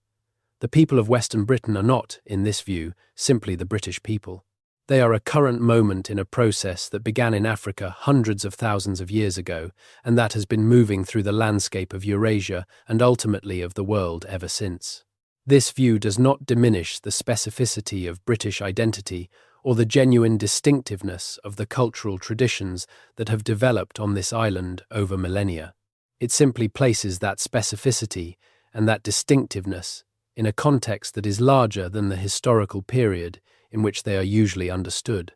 The Welsh language is old, but the blood of the Welsh speakers is older. The clan traditions of the Scottish Highlands are deep, but the genetic heritage that is expressed in the blood type frequencies of the Highland communities is deeper still. Understanding this requires a kind of patience that the contemporary world does not often encourage. We are accustomed to moving quickly, to processing information rapidly, to drawing conclusions from brief exposures to data. The story of human prehistory does not work that way. It rewards slowness. It rewards the willingness to sit with uncertainty, to hold multiple possibilities simultaneously without collapsing them prematurely into a single narrative, to follow the evidence into territories where it becomes ambiguous or incomplete without abandoning the inquiry. These qualities, patience and tolerance for ambiguity and willingness to follow complexity rather than simplify it, are precisely the qualities that make this kind of story appropriate for the quieter hours, the hours when the mind is ready to receive things that the busy daytime mind would brush past. Let us go deeper into the story of what Britain's blood carries, and let us do it by following one of the less discussed threads in the genetics of ancient British populations, a thread that connects the blood type anomalies to a specific aspect of the archaeological record that has puzzled researchers for decades. The thread concerns the haplogroup patterns in the Y chromosome data from Western Britain, particularly from Wales and the Scottish Highlands. The Y chromosome is inherited exclusively through the paternal line, making it a complementary tool to the mitochondrial data that tracks maternal ancestry. By studying both, researchers can get a more complete picture of the population history of a region than either source alone can provide. The Y chromosome haplogroup data from Wales and the Scottish Highlands shows a pattern that reinforces and extends what the blood type data and the mitochondrial data have been telling us. The paternal lineages of these populations include a high proportion of haplogroup I, particularly I, M223, and related subclades, which is one of the oldest Y chromosome haplogroups found in Europe and is associated with the Western European hunter-gatherer populations. The presence of haplogroup I at elevated frequencies in the Western British populations is consistent with the proposition that these populations have maintained a higher proportion of Mesolithic hunter-gatherer ancestry than the populations of southern and eastern England. But there is a specific subclade of haplogroup I known to researchers by the designation IL1229, and its derived lineages that shows a distribution in Britain that is worth examining in some detail. This subclade appears at frequencies in certain Welsh and Highland Scottish populations that are higher than in any other European population where it has been systematically studied. Its distribution within Britain concentrates in precisely the regions that show the most elevated anomalous blood type frequencies. And when researchers have looked at where else in the world IL-1229 appears, they have found something unexpected. IL-1229 is present in populations from the far north of the Eurasian landmass, in communities from Siberia and the Russian Far East, at low but detectable frequencies. It is also present at equally low frequencies in certain indigenous communities from the Pacific coast of North America. The frequencies are too low to be confident about the significance of the connection, and the geographic distribution is wide enough that the similarities could reflect ancient shared ancestry from before any of the relevant populations had taken on their current regional identities. But the pattern is there, and it points in the same direction as the other evidence we have been examining. The haplogroup I data is interesting not just for what it tells us about the paternal ancestry of the Western British populations, but for what it implies about the demographic history of those populations. Haplogroup I is believed to have been widespread across Europe before the Neolithic agricultural expansion, at which point it was substantially replaced by haplogroup G and J carried by the incoming Neolithic farmers. In the post-Neolithic period, the Bell-Beaker expansion brought haplogroup R1b into Britain at very high frequency, replacing or diluting the haplogroup I that had survived from the Mesolithic. Today, haplogroup R1b dominates the British Y chromosome landscape, particularly in the west and north where the Celtic linguistic tradition has been maintained. But the haplogroup I component that survives in those same western and northern regions at frequencies that are higher than in the rest of Britain, is a remnant of the Mesolithic ancestry that preceded both the Neolithic farmers and the Bell-Beaker migrants. It has survived not because it provided any particular selective advantage, but because the communities that carried it were sufficiently isolated from the full force of the replacement events that their I lineages were not completely displaced. And those I lineages, the ones that survived, tend to be the ones that are now carrying the blood type alleles that appear anomalous against the background of the broader European population. This convergence of Y chromosome data and blood type data is significant because it reduces the likelihood that the blood type anomalies are simply the product of random processes. When two independent genetic systems, the Y chromosome and the red blood cell antigen systems, both show anomalous patterns that concentrate in the same geographic regions and that both show deeper connections to ancient Eurasian populations, the probability that the patterns are coincidental decreases substantially. The conclusion that the patterns point toward is the one we have been building toward throughout this exploration. The populations of Western Britain are, in a meaningful genetic sense, among the most ancient lineage populations in Europe, preserving in their blood and in their paternal ancestry traces of the pre-Neolithic and possibly pre-agricultural Mesolithic populations of the island that have been largely lost elsewhere through the successive migration waves of the past 10,000 years. And those Mesolithic populations of Britain, as we have established, were descended from the same southwestern European refugium populations that were also the genetic ancestors of the Basque people and that carry traces of the ancestral Eurasian population from which both the European and the American lineages ultimately descended. This is, ultimately, a story about survivorship, about the populations that survived the catastrophic events of the prehistoric past, the Ice Age, the post-glacial flooding of the coastal lowlands, the population replacements of the Neolithic and Bronze Age, and that preserved in their biology the genetic signatures of the worlds that preceded those events. The western margins of Britain were refugia, not just during the last ice age, but during the multiple waves of genetic replacement that followed it. Communities in Wales and the Scottish Highlands and the Hebrides maintained their genetic and cultural distinctiveness not through any conscious effort to preserve ancient heritage, but through the simple mechanism of geographic separation from the currents of migration that were transforming the rest of the island. The result is that the blood of those communities is in some respects more ancient than the blood of the populations that surround them carrying alleles and haplogroup lineages that were already old when the Roman legions first crossed the Channel and encountered the people of Britain. It is worth spending a moment thinking about what those ancient populations might have known, not in the sense of historical knowledge that can be written down and transmitted, but in the sense of the kind of deep ecological knowledge that hunter-gatherer communities accumulate over generations of intimate contact with a specific landscape. The Mesolithic hunter-gatherers of Britain, the people whose genetic legacy is partially preserved in the Western British populations, lived on this island for approximately 5,000 years before the arrival of the Neolithic farmers. 5,000 years is a long time. It is longer than the entire period of recorded British history. It is long enough for a community to develop an extraordinarily detailed and sophisticated understanding of the specific landscape they inhabit, the seasonal patterns of its resources, the behavior of its animals, the distribution of its plant communities, the topology of its river systems and coastlines. That knowledge was not preserved in any form that survives. The Mesolithic communities of Britain left no writing, no permanent monuments, no durable records of any kind that could be read today. What they left was their genetic material, which is being read for the first time in the current generation of ancient DNA research, and the subtle impressions they made on the landscape through their fire management practices and their selective harvesting of plant and animal resources, impressions that are visible to archaeobotanists and zooarchaeologists who can read the fossil record of past ecosystems in the sediments of ancient lakes and bogs. But they also left, potentially, something else. They left whatever was encoded in the oral traditions and cultural practices of the communities that descended from them, the communities that maintained higher proportions of Mesolithic ancestry through the Neolithic and Bronze Age replacement events. Those communities are the communities whose blood type distributions are anomalous. And those communities, in Wales and the Scottish Highlands and the Western Isles, are also the communities that have preserved the most ancient strata of their oral traditions. The connection between ancient genetic heritage and ancient oral tradition in the same communities is not a coincidence.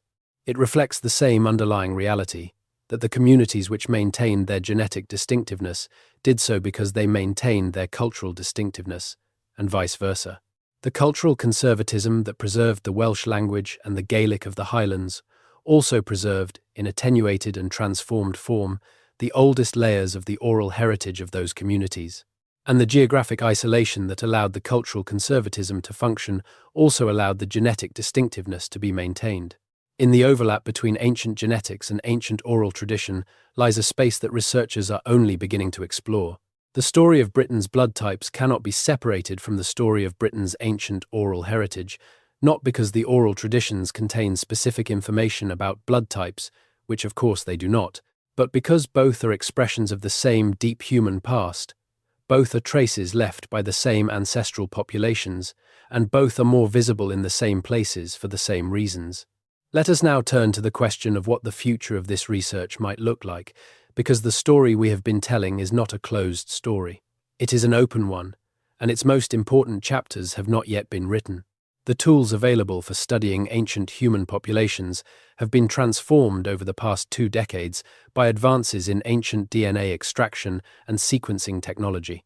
The ability to recover and read genetic information from skeletal remains and sediment cores that are thousands or tens of thousands of years old has fundamentally changed our understanding of human prehistory, overturning long-held assumptions and opening new questions that were not even formulable a generation ago. The next phase of this revolution will involve the application of increasingly powerful statistical and computational methods to the growing databases of ancient and modern genomic data. These methods will allow researchers to detect patterns of shared ancestry and population mixture with much greater sensitivity than current approaches, potentially resolving questions about the deep ancestry connections between populations that current methods can only gesture toward. In the specific context of the British blood type story, the most important future developments will likely come from 3 directions. The first is the systematic genotyping of rare blood type variants in the most ancient lineage populations of Western Britain, using the full range of blood group antigen systems rather than focusing only on the most commonly studied ones. This kind of comprehensive blood type survey, combined with the ancient DNA data from British archaeological sites, would allow researchers to identify specifically which alleles are being preserved at anomalous frequencies and to track those alleles back through the archaeological record to the populations that first carried them. The second direction is the expansion of ancient DNA coverage for the pre-Columbian populations of northeastern North America, particularly the populations of the Great Lakes region and the northeastern woodlands that show elevated haplogroup X frequencies. The current ancient DNA database for these regions is limited by the relatively poor preservation of ancient DNA in the temperate North American environment and by the complex legal and ethical framework that governs the study of indigenous American human remains. But advances in both preservation science and in the collaborative frameworks between researchers and indigenous communities are gradually expanding the data available from this region. The third direction is the development of comprehensive analyses that integrate the genetic, blood type, archaeological, and oral tradition data from the most ancient lineage populations of both Britain and North America into a unified framework. This kind of interdisciplinary synthesis is difficult and time-consuming, but it is the kind of work that would allow the shape of the question we have been exploring to finally be tested against the full available evidence. Whether the result of such a synthesis would confirm the deep ancestry connections we have been discussing or would reveal alternative explanations that current data cannot distinguish, it would represent a significant advance in our understanding of the human past. And that advance, whatever its specific content, would be valuable not just for the academic specialists who study these questions, but for the broader human understanding of where we came from and what connects us across the spans of time and geography that separate us. The mystery of Britain's unexplained blood types is, in the end, a mystery about all of us. About the deep past of the species we belong to, about the connections that bind populations across the vast distances of time and space, about the ways that ancient histories persist in living bodies without the knowledge of the people who carry them. Britain is a small island, but its blood carries a large story. The story of the people who lived here before history, before farming, before metal, before the sea rose and the land changed, and the waves of migration began that would eventually produce the complex cultural mosaic of the modern British Isles. That story is encoded in the anomalous frequencies of antigens on the surface of red blood cells, written in a molecular language that was old when the first human beings arrived on this island, and that will persist, in one form or another, for as long as the lineages that carry it continue. It is a story worth knowing, and it is, in the deepest sense, a story about what it means to be human, about the vast and ancient inheritance that we all carry, without knowing it, in the blood that moves through us as we sleep. Let us come back now to the specifics, because there are aspects of the British blood type story that we have touched on but not fully developed, and they deserve careful attention before we draw this exploration toward its conclusion. One of these concerns the distribution of the rare antigen VEL in British populations. The VEL blood group is a high-incidence antigen present in nearly all people worldwide, meaning that almost everyone has VEL on their red blood cells, and the rare individuals who lack it, known as VEL negative, can have severe transfusion reactions if they receive blood from a VEL positive donor.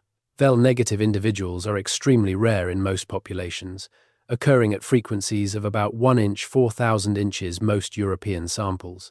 In certain Scandinavian populations, however, the frequency of VEL negative individuals is higher, at approximately 1 inch 1,700, a difference that is large enough to be clinically significant, and that reflects the higher prevalence of the specific allele that produces the VEL negative phenotype in populations with Scandinavian ancestry.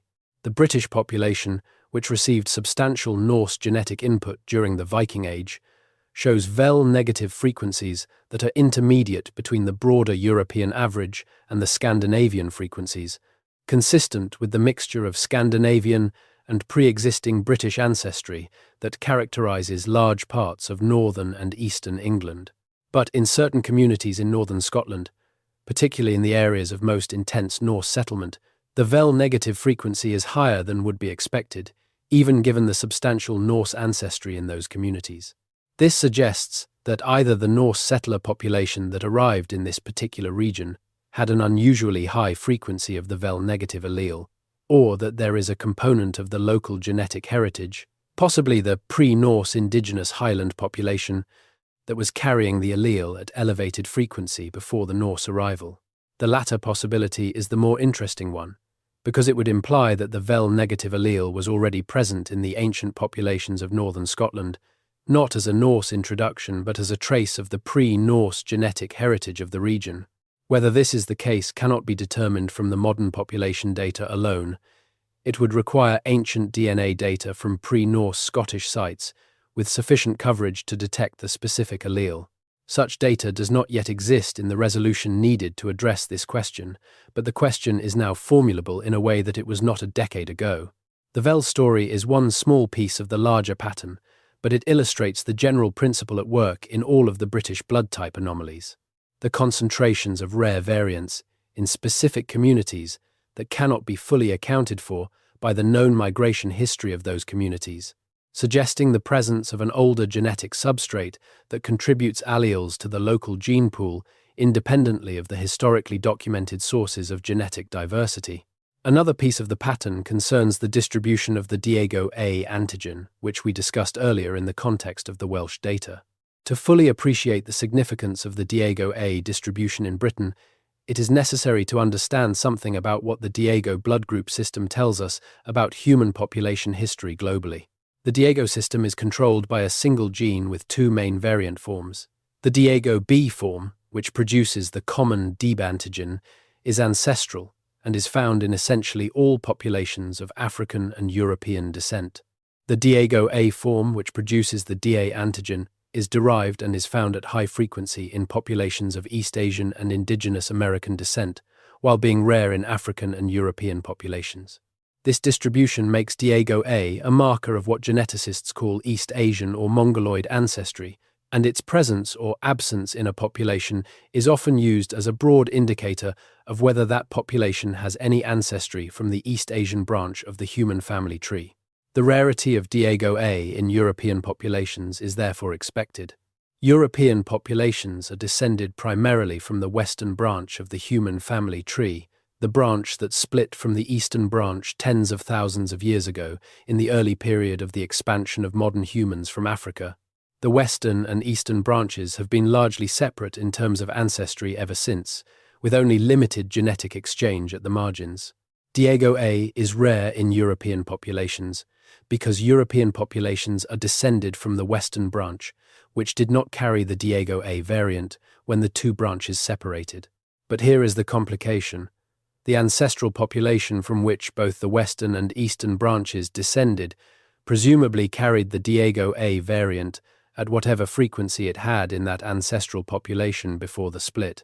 If that frequency was low, the western branch would have had a low initial frequency of Diego A, and the allele might have been lost entirely through genetic drift in the European lineages that descended from the western branch. If the frequency was somewhat higher, the allele might have persisted in some western branch lineages while being lost in others. The observed presence of Diego A at slightly elevated frequencies in certain isolated western British communities is consistent with the second scenario. The allele was present in the ancestral European population at low frequency, was lost through genetic drift in most European lineages, but was preserved in some isolated lineages, and those isolated lineages happen to be concentrated in the same geographic refugia, the western margins of Britain, where other ancient alleles have also been preserved. If this interpretation is correct, the Diego A anomaly in isolated British populations is not evidence of recent mixture with East Asian or American populations. It is evidence of the preservation of an ancient allele that was present in the common ancestor of both the western branch and the eastern branch of the human family tree, an allele that has been lost from most western branch populations, but that survives in the genetically isolated communities of Western Britain.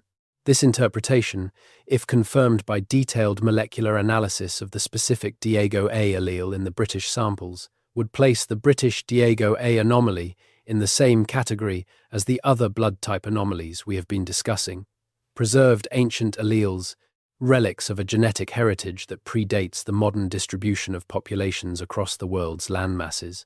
And it would reinforce the conclusion that the blood of the Western British populations is carrying a message from the deep human past, a message written before the human family tree had branched into the major lineages that now define the genetic landscape of the modern world. Let us now spend some time with the question of what it means, practically and personally, to carry this kind of ancient genetic heritage without knowing it. Most of the people whose blood carries the anomalous markers we have been discussing have no awareness of their genetic distinctiveness. They have had their blood typed in the clinical context of a blood donation or a medical procedure, and they have been told they are blood group O, AH negative, or whatever their ABO and AH status happens to be, without any reference to the rarer antigen systems that are only tested when there is a specific clinical reason to do so.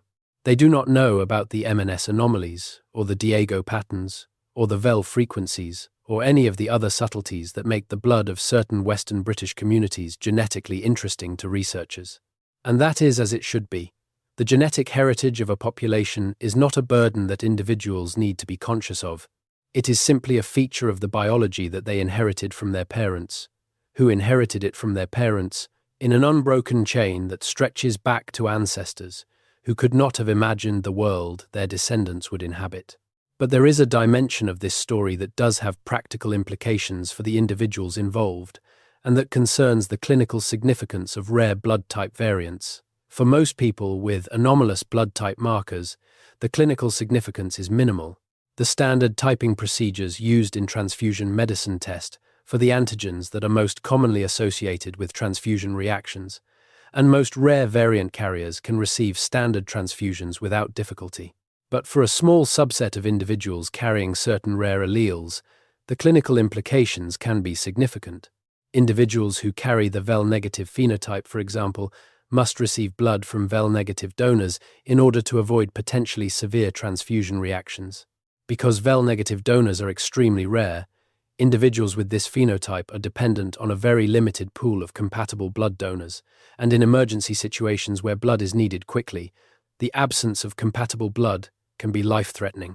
Blood banks maintain registries of rare blood donors for exactly this reason, but the registries are only as useful as the extent to which the rare variants have been identified in the population. For communities like those in isolated Western British areas, where rare variant frequencies may be higher than in the surrounding population, this has practical implications.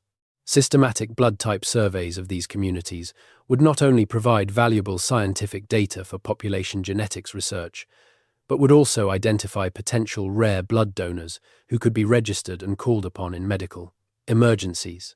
The research value and the clinical value are thus aligned in a way that should, in principle, make this kind of community-based blood type survey relatively easy to justify and fund. The practical dimension of the blood type story also connects to the broader question of how knowledge about genetic heritage can be used in ways that benefit rather than stigmatize or pigeonhole the communities involved. The history of racial science and its applications is a history full of cases in which genetic or physical differences between populations were used to justify discrimination and worse. The blood type anomalies of Western Britain, if they were understood naively or maliciously, could theoretically be used to support narratives about racial distinctiveness that are scientifically unfounded and ethically objectionable. The responsible framing of this story, which is the framing this exploration has tried to maintain, is one that treats the genetic distinctiveness of isolated British communities as evidence of historical processes, of geographic barriers and population dynamics, rather than as evidence of inherent biological superiority or inferiority of any kind. The ancient alleles that these communities carry are not better or worse than the alleles carried by other populations. They are simply older in the sense of being less diluted by subsequent migrations, and their presence is informative about the history of human populations rather than determinative of anything about the individuals or communities who carry them. This distinction matters. The history of the misuse of genetic data to justify hierarchies of human worth is long and ugly, and anyone who engages with this material has a responsibility to be clear about the difference between what the data actually shows, which is the complex and contingent process of population history, and what it has sometimes been used to claim, which is the validity of hierarchies of human value that genetics does not support and that ethics rejects. The blood type story of Western Britain is a story about time and survival and the persistence of the past in the present. It is not a story about which populations are better or more important or more authentic. Every human population is the product of its own unique history of migration and mixture and adaptation, and every human population carries in its blood information about that history that is scientifically valuable, precisely because it is distinctive. The distinctiveness of Western British blood type distributions is valuable not because it makes the people of those regions special in some hierarchical sense, but because it provides a window into a period of human history that is otherwise largely inaccessible. The Mesolithic hunter-gatherers of Britain did not leave us their art or their monuments or their writing because they had none. What they left us is their DNA, encoded in the cells of their distant descendants. Reading that DNA is reading the only surviving record of their existence, and the blood type anomalies are part of that record. That is worth doing carefully, honestly, and with the full awareness of the responsibility that comes with investigating the genetic heritage of living people. Let us now turn to the final major thread in this story, the one that connects everything we have been discussing to the broader question of how the human past persists in the present, and why that persistence matters for our understanding of who we are as a species. The concept of genetic memory is sometimes used loosely to describe the idea that the experiences of ancestors are somehow encoded in the DNA of their descendants, in ways that go beyond the straightforward inheritance of allele frequencies and extend into the transmission of something like memory or personality or disposition. This concept, in its strong form, is not supported by the scientific evidence. DNA is not a recording device for experience. It is a set of instructions for building and maintaining bodies, and while those instructions are influenced by the accumulated history of natural selection that has shaped the lineages of which they are a part, they do not encode the specific experiences of specific ancestors in any recoverable form. But there is a weaker and more defensible version of the idea of genetic memory that is directly relevant to the story we have been telling. This is the idea that the allele frequencies of a population encode, in a statistical sense, the history of the selective pressures and demographic events that have shaped that population over time. A population that experienced a severe bottleneck carries a genetic signature of that bottleneck in the reduced diversity of its allele repertoire. A population that was subject to strong selection for a particular trait carries elevated frequencies of the alleles that conferred that trait. A population that has maintained geographic isolation for many generations carries rare alleles that would have been lost through genetic drift in a more freely mixing population. In this statistical sense, the blood type anomalies of Western Britain do encode a kind of genetic memory, the memory of the demographic and environmental events that shaped the Western British populations over thousands of years. The elevated frequency of AH-negative blood encodes the memory of the original post-glacial expansion of Western European populations from the Iberian refugium. The preservation of rare alleles encodes the memory of the geographic isolation of the western margins during the Neolithic and Bell Beaker replacement events. The specific combination of markers visible in the most isolated communities encodes the memory of population structures that no longer exist anywhere else on Earth. Reading that genetic memory is an act of recovery, of reaching back through time to understand the past, not from the outside, through artifacts and texts, but from the inside, through the biology of the people who descended from those ancient communities. It is a form of historical inquiry that has no precedent in the pre-genomic era, and its implications are still being worked out. What we can say with confidence is that the blood of the people of Western Britain carries information that is worth preserving and worth studying. The communities that carry this information are not simply interesting curiosities for scientists. They are living repositories of human history, and the care with which we approach the study of their genetic heritage is a measure of the respect we have for the depth and complexity of the human past. There is a particular kind of quiet that settles over the Outer Hebrides in the winter evenings when the wind comes off the Atlantic and the light fades early and the sound of the sea is constant and low. In the communities that have lived through those winters for hundreds of generations, there is a quality of life that is shaped by the specific conditions of island existence, the dependence on each other and on the sea, the weight of tradition in a place where the same families have occupied the same land for more generations than anyone can count. Those communities are carrying, in their blood, a heritage that connects them to the Mesolithic hunter-gatherers who first arrived on those islands when the glaciers retreated. They are carrying it without knowing they are carrying it, living their lives in the present, with no particular awareness of the extraordinary antiquity of the genetic material in their cells. But the cells know. The cells have always known, in the only way cells can know anything, by faithfully reproducing the molecular structures that have been passed down to them through an unbroken chain of reproduction, stretching back to ancestors who lived in a world that does not exist anymore, on land that is now under the sea, in a climate that was different, hunting and gathering and living full human lives without any knowledge of what was coming. The blood type anomalies of Western Britain are the residue of those lives. They are the molecular trace of people who lived and died without records, without monuments, without any durable mark on the world, except the children they raised and the genetics those children carried into a future they could not imagine.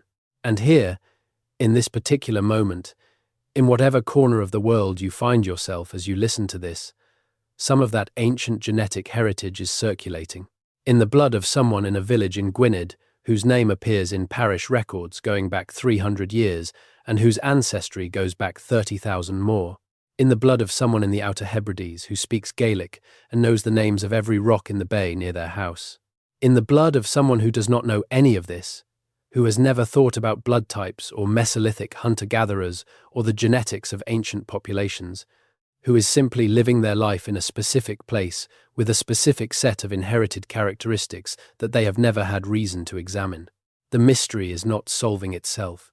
It is being solved, slowly and incompletely, by researchers who are doing the patient work of science in laboratories far from the windswept western coasts, where the answers, in one sense, live. The answers, in another sense, live in the data, in the numbers that describe the frequencies of antigens on the surface of cells, in the sequences of nucleotides in ancient DNA, extracted from bones and teeth that were buried before the pyramids were built. The two kinds of answers, the human and the molecular, belong together. The molecular data tells us what is there. The human stories of the communities that carry the data give us a way of understanding what it means to be the current custodians of an ancient genetic heritage in a world that is moving very fast in a direction that has little patience for the deep past. That tension between the speed of the present and the depth of the past is one of the defining tensions of our moment in human history. The tools to read the past have never been more powerful, and the pressure to ignore it in favor of the immediate concerns of the present has never been more intense. The blood type story of Britain is, among other things, an argument for the importance of taking the time to look backward, to ask the slow questions that do not have quick answers, to be patient with the mystery, rather than forcing it into a premature resolution. The mystery of why Britain has more unexplained blood types than almost any other country on Earth is not going to be resolved tonight. It may not be fully resolved in any of our lifetimes, but the investigation of it is valuable in itself, both for what it tells us about the specific population history of Britain and for what it models about how to engage with complexity and uncertainty in a way that is intellectually honest and genuinely curious. And as you rest with this, as the details of antigens and haplogroups and population bottlenecks begin to soften and blur at the edges of consciousness, what remains is the larger shape of the story. That the blood of the people of Western Britain carries a message from before history, a message about the antiquity of human presence on this island, and about the connections that link that ancient presence to the broader story of humanity's movement through time and across the world. The message is not fully decoded, but it is being read. Let us go a little further. Because there is one aspect of the connection between Britain's ancient populations and the pre-Columbian North American world that we have been approaching but have not yet arrived at directly, and it concerns the specific populations of North America whose genetic distinctiveness is most strongly associated with the haplogroup X patterns that have been part of this story from the beginning. The Algonquian-speaking peoples of the northeastern woodlands and the Great Lakes region of North America are among the most linguistically diverse and culturally complex groups of indigenous people in the continent. The Algonquian language family is one of the largest and most widespread in North America, encompassing languages spoken from Labrador to Virginia and from the Atlantic coast to the Rocky Mountains. The peoples who speak these languages have been in their territories for thousands of years, and their oral traditions contain accounts of their presence on the land that reach back to times that archaeology has only recently begun to verify. The genetic data from Algonquian-speaking populations shows, as we have discussed, elevated frequencies of haplogroup X in the mitochondrial lineages of certain groups within this language family. But the full genetic picture of Algonquian populations is more complex than the haplogroup X data alone suggests. Recent genomic studies have found that certain Algonquian populations carry a genetic component that is not shared by most other indigenous American populations, and that connects them to populations from northeastern Asia and, intriguingly, to the same ancient Eurasian ancestral lineages that we have been discussing in the context of the Western British populations. This genetic component, which researchers have described in cautious terms as reflecting a complex ancestry that is not fully explained by the standard Beringian migration model, appears in multiple Algonquian-speaking populations at low but consistent frequencies. Its specific origin and migration history have not been definitively established, but its presence in populations that also show elevated haplogroup X frequencies and that are geographically located in the northeastern and Great Lakes regions that were most intensively connected to the old copper trade network, suggests that it reflects a genuine aspect of the population history of this region that the standard model does not fully capture. Whether that aspect reflects a secondary migration into North America from a different ancestral population than the one that gave rise to most Native Americans, or whether it reflects the preservation in the Algonquian populations of alleles from the common ancestral population that were lost in other North American lineages, is a question that the current data cannot definitively answer. Both interpretations are consistent with the available evidence, and both would connect the Algonquian genetic distinctiveness to the same deep Eurasian ancestry that we have been tracking in the Western British populations. The picture that emerges from all of this data is one of deep time connections that run beneath the surface of historical identity and political geography, connecting populations that have been separated by ocean and continent and thousands of years of divergent history. Those connections are not the stuff of dramatic historical narratives about ancient contacts and lost civilizations. They are quieter and stranger than that. Traces of a shared ancestry so ancient that the populations who share it have developed entirely different languages, entirely different cultures, entirely different ways of understanding the world, while still carrying in their blood the same molecular echoes of a common origin. In the blood of someone in a community in the Scottish Highlands, and in the blood of someone in a community in the Great Lakes region of North America, there are molecular patterns that, when read at sufficient resolution, point to the same ancestral population somewhere in Eurasia, before the world was divided into the continents and the cultures and the histories that separate them now. That is a remarkable thing, that two people, separated by an ocean and by every conceivable marker of cultural difference, should carry in their blood traces of the same ancient world, traces that have survived millennia of change and migration and replacement and are still there, still legible to the molecular analysis that was not available until this century. It does not diminish what either of those people is in their specific historical and cultural identity. The Gaelic-speaking Highlander and the Ojibwe elder are not diminished by the knowledge that their blood carries deep ancestral connections. They are enriched by it, connected to a story that is larger than either of their specific histories and that encompasses the entire human adventure across the planet. That is the story that Britain's blood types are telling. Not a story about Britain specifically, though it runs through Britain's specific geography and population history. A story about humanity, about the depth of our common origins and the persistence of ancient connections in the biology of people who do not know those connections exist. About the way the past survives in the present, quietly and without announcement, in the molecules that constitute our most intimate selves. As you lie in whatever bed or room you find yourself in as you listen to this, your own blood is moving through you with the patience that blood has always had. And in your blood, whatever its specific type and whatever its specific markers, there is also a message from the deep past. A message written before you were born, before your parents were born, before any of the events that constitute your personal history occurred. A message from ancestors who lived in worlds you cannot imagine, who faced challenges you will never face, who survived conditions that would defeat the populations of entire modern cities. You are here because they survived. Your blood carries that survival. And in the blood of the people of Western Britain, that survival is encoded with particular clarity in alleles and haplogroups and antigen combinations that have been faithfully reproduced across tens of thousands of years, waiting for the scientific tools that would allow them to be read. Those tools now exist. The reading is underway. And the story that is being read is one of the most extraordinary that the human past has to offer. The story of how a small island at the northwestern edge of the world became, through the accident of geography and the persistence of isolated communities, a repository of ancient human genetics that connects the deep past of Britain to the deep past of the Americas through the common ancestry of populations that history has separated but blood has not. Britain's blood carries more than most people imagine, and what it carries is older than most people know. There is comfort in that, somehow, in the knowledge that the deep past is not truly past, that it persists in the present in ways that are invisible but real, that the long chain of human continuity runs unbroken from the first people who looked at the stars and wondered about them to the people listening to this right now, in whatever part of the world they find themselves, in whatever hour of the night or day. The chain is real. The blood in your veins is part of it.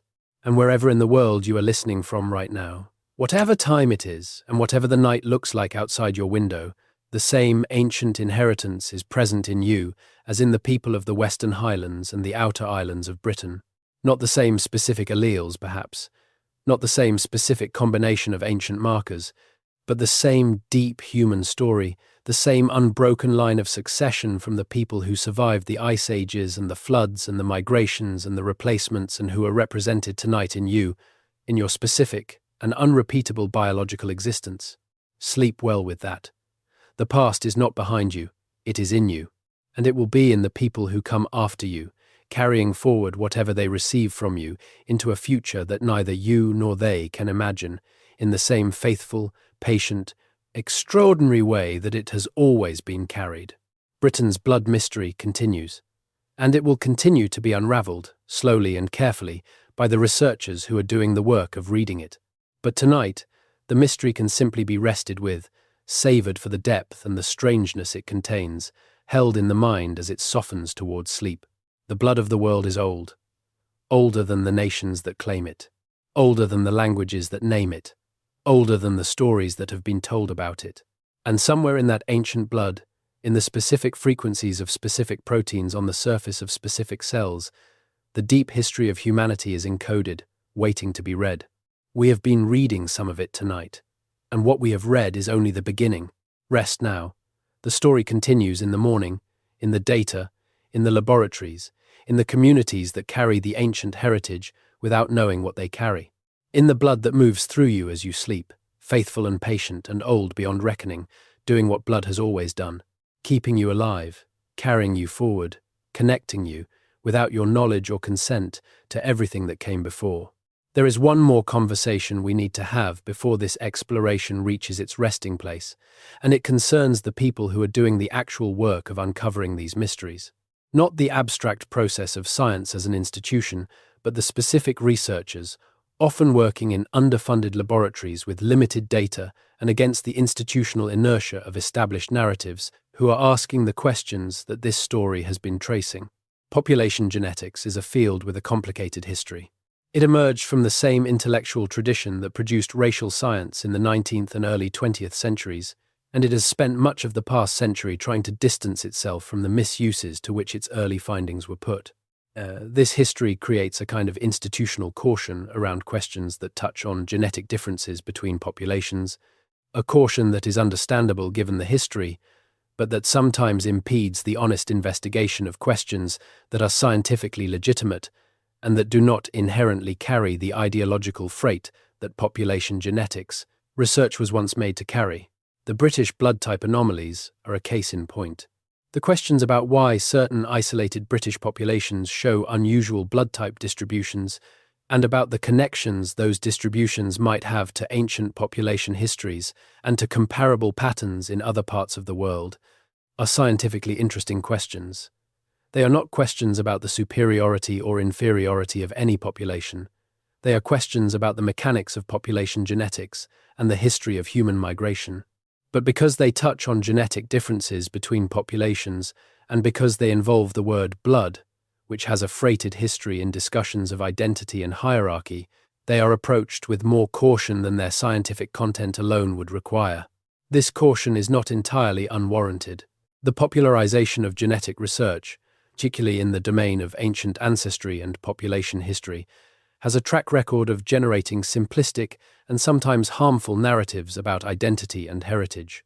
Genetic data is routinely misrepresented in popular media to suggest stronger claims about ancestry and identity than the science actually supports, and some of those misrepresentations have been used to reinforce exclusionary ideas about who belongs to which nation or cultural tradition.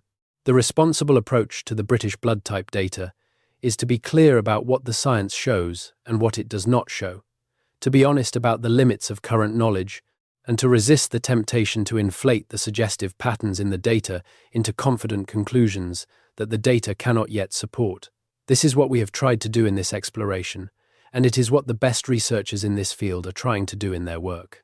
But responsibility also requires honesty about the fact that there are patterns in the data that are genuinely interesting and that deserve careful investigation, even when that investigation leads into territory where the findings are ambiguous or where the implications are complex. Ignoring those patterns because of their potential for misuse is not a responsible scientific approach. It is, in a different way, a failure of honesty. The right response to the risk of misuse is not silence but clarity. Clear about what the data shows, clear about its limits, clear about the history of misuse that makes careful framing important. With that framing in mind, let us spend a moment on what we know with reasonable confidence, what remains uncertain, and what questions are open for future investigation. What we know with reasonable confidence is this: the populations of Western Britain, particularly the most geographically isolated communities in Wales, the Scottish Highlands, and the Western Island chains, show blood type distributions that are distinctive from the broader British population in ways that cannot be fully accounted for by the known migration history of those communities. The distinctiveness reflects the presence of ancient alleles, associated with pre-Neolithic and possibly Mesolithic genetic ancestry, that have been preserved in these populations through geographic isolation and cultural continuity. The same populations show distinctive patterns in other genetic systems, including Y chromosome haplogroup distributions and mitochondrial lineage frequencies, that reinforce the conclusion that they are among the most ancient lineage populations in Britain. We also know that certain of the genetic markers found at elevated frequencies in these Western British populations show patterns globally that are consistent with very ancient shared ancestry that predates the divergence of the European and American lineages, and that is visible in both certain British populations and certain North American populations. The specific blood type markers most relevant to this observation are the Diego A antigen, certain markers in the MNS system, and haplogroup X in the mitochondrial lineage data.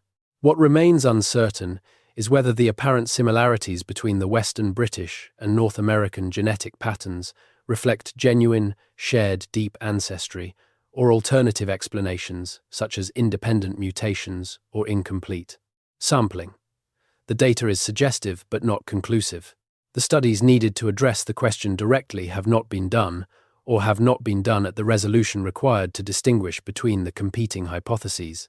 What is open for future investigation includes the systematic comparative analysis of rare blood type variants in Western British and Northeastern North American populations, the expansion of ancient DNA coverage for both regions, and the development of analytical frameworks that can integrate the blood type, genomic, archaeological, and oral tradition data from both regions into a unified model of deep ancestry connections.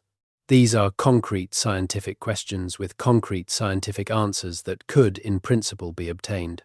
They require investment in research programs and in the collaborative relationships between scientists and communities that will be needed to conduct the research ethically and effectively. They require the kind of long-term commitment that is difficult to sustain in a research environment that rewards novelty and rapid publication more than patient, systematic investigation of complex questions. But they are worth pursuing. The answers, when they come, will enrich our understanding not just of British population history and North American prehistory, but of the deep human past that is the common heritage of everyone alive today. And in the meantime, the blood continues to circulate in the communities that carry it, patient and ancient and silent, waiting for the science to catch up with the story it has been telling for tens of thousands of years. There is a long tradition in the communities of the Western British Isles of a particular quality of attention to the landscape. Not the picturesque appreciation of a visitor who sees the cliffs and the moors and the ancient stone walls as beautiful scenery, but the intimate, practical knowledge of a person who has been reading the same landscape for their entire life, who knows every hill and bog and stream, not as an abstraction, but as a specific place, with a specific character and a specific history of use by the people who came before. This attention to landscape is not merely cultural. It is a form of memory, a way of carrying the knowledge of the past in the lived experience of the present.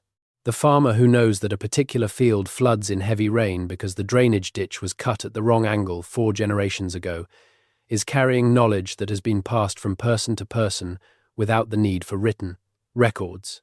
The fisherman who knows that the tide runs differently at a particular headland because of the shape of the underwater topography is drawing on knowledge accumulated over generations of working those waters.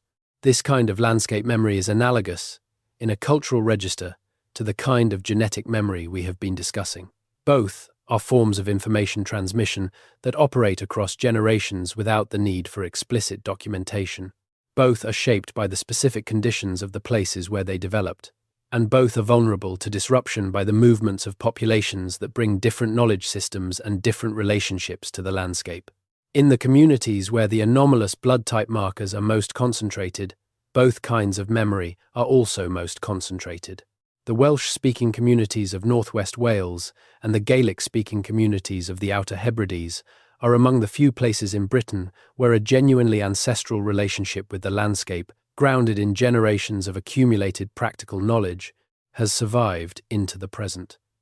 The correlation between genetic antiquity, linguistic antiquity, and landscape knowledge antiquity in these communities is not a coincidence.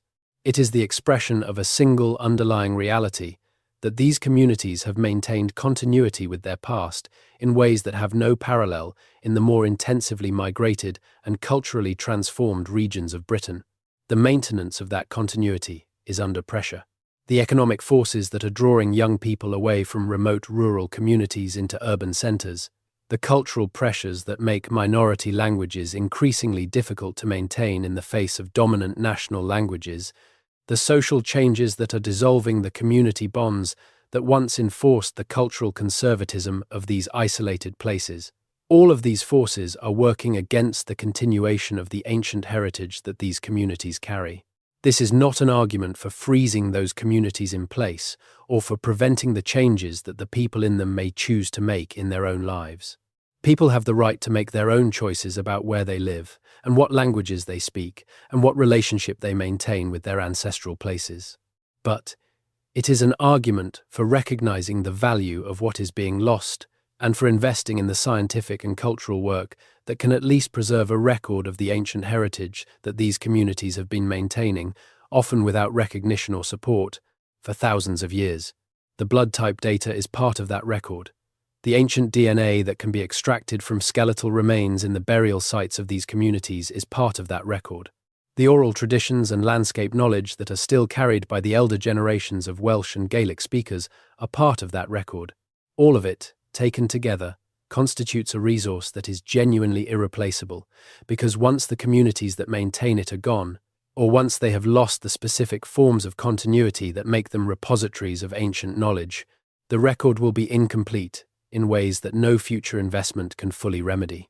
This is the practical and human dimension of the blood type story, the dimension that connects the abstract patterns in the genetic data to the lives of specific people in specific communities, who are the living custodians of an ancient heritage that most of the world does not know exists. That dimension deserves recognition, not because it changes the science, which is what it is regardless of the human context in which it is embedded, but because the science is ultimately in service of a human understanding of the human past, and that understanding is diminished when the human communities who carry the data are treated as merely incidental to the data they carry. The people of the Western British Isles are not just sources of genetic material for researchers to analyse. They are the inheritors of one of the oldest continuously occupied cultural landscapes in Europe, people whose language and practice and genetic heritage connect them to a past so deep that most history books have not even begun to acknowledge it.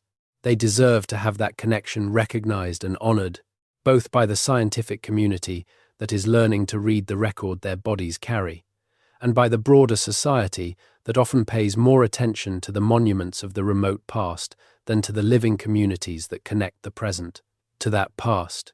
The stones of Stonehenge are studied and visited and written about by millions of people every year. The genetics of the communities in Wales and the Scottish Highlands that carry the oldest blood in Britain are known to a few hundred researchers and a much smaller general public.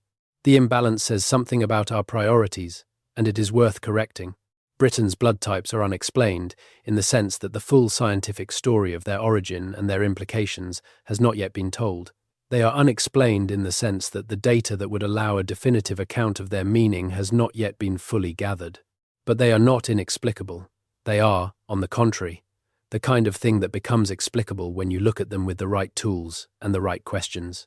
The tools are being developed, the questions are being asked, and the story that is beginning to emerge is one that should interest everyone who has ever wondered where we come from and how deep the roots of human presence on this planet actually go. We come from deeper than we know. The blood of Britain tells us so. And as the night moves toward morning, as the mind moves from the busy world of thought into the quieter world of sleep, that depth is something to carry with you. Not as a burden, but as a gift, the gift of knowing that the human story is older and stranger and more richly interconnected than the history books have been able to tell. You are part of that story. We all are. And the story is still being told, in laboratories and in field sites and in the communities that carry its oldest chapters, and in the blood that moves through all of us as we sleep. Wherever you are right now, whatever time it is, whatever corner of the world you have settled into as this story has unfolded around you, your blood is doing what blood has always done. Moving through you, patient and ancient and faithful to its task, carrying the inheritance of your specific ancestry without comment or complaint, doing the work it was evolved to do billions of cell generations ago. And in that blood, the deep human past is present, not loudly, not obviously, but really, and in ways that the science of our time is only beginning to read. Britain's blood mystery is one window into that past.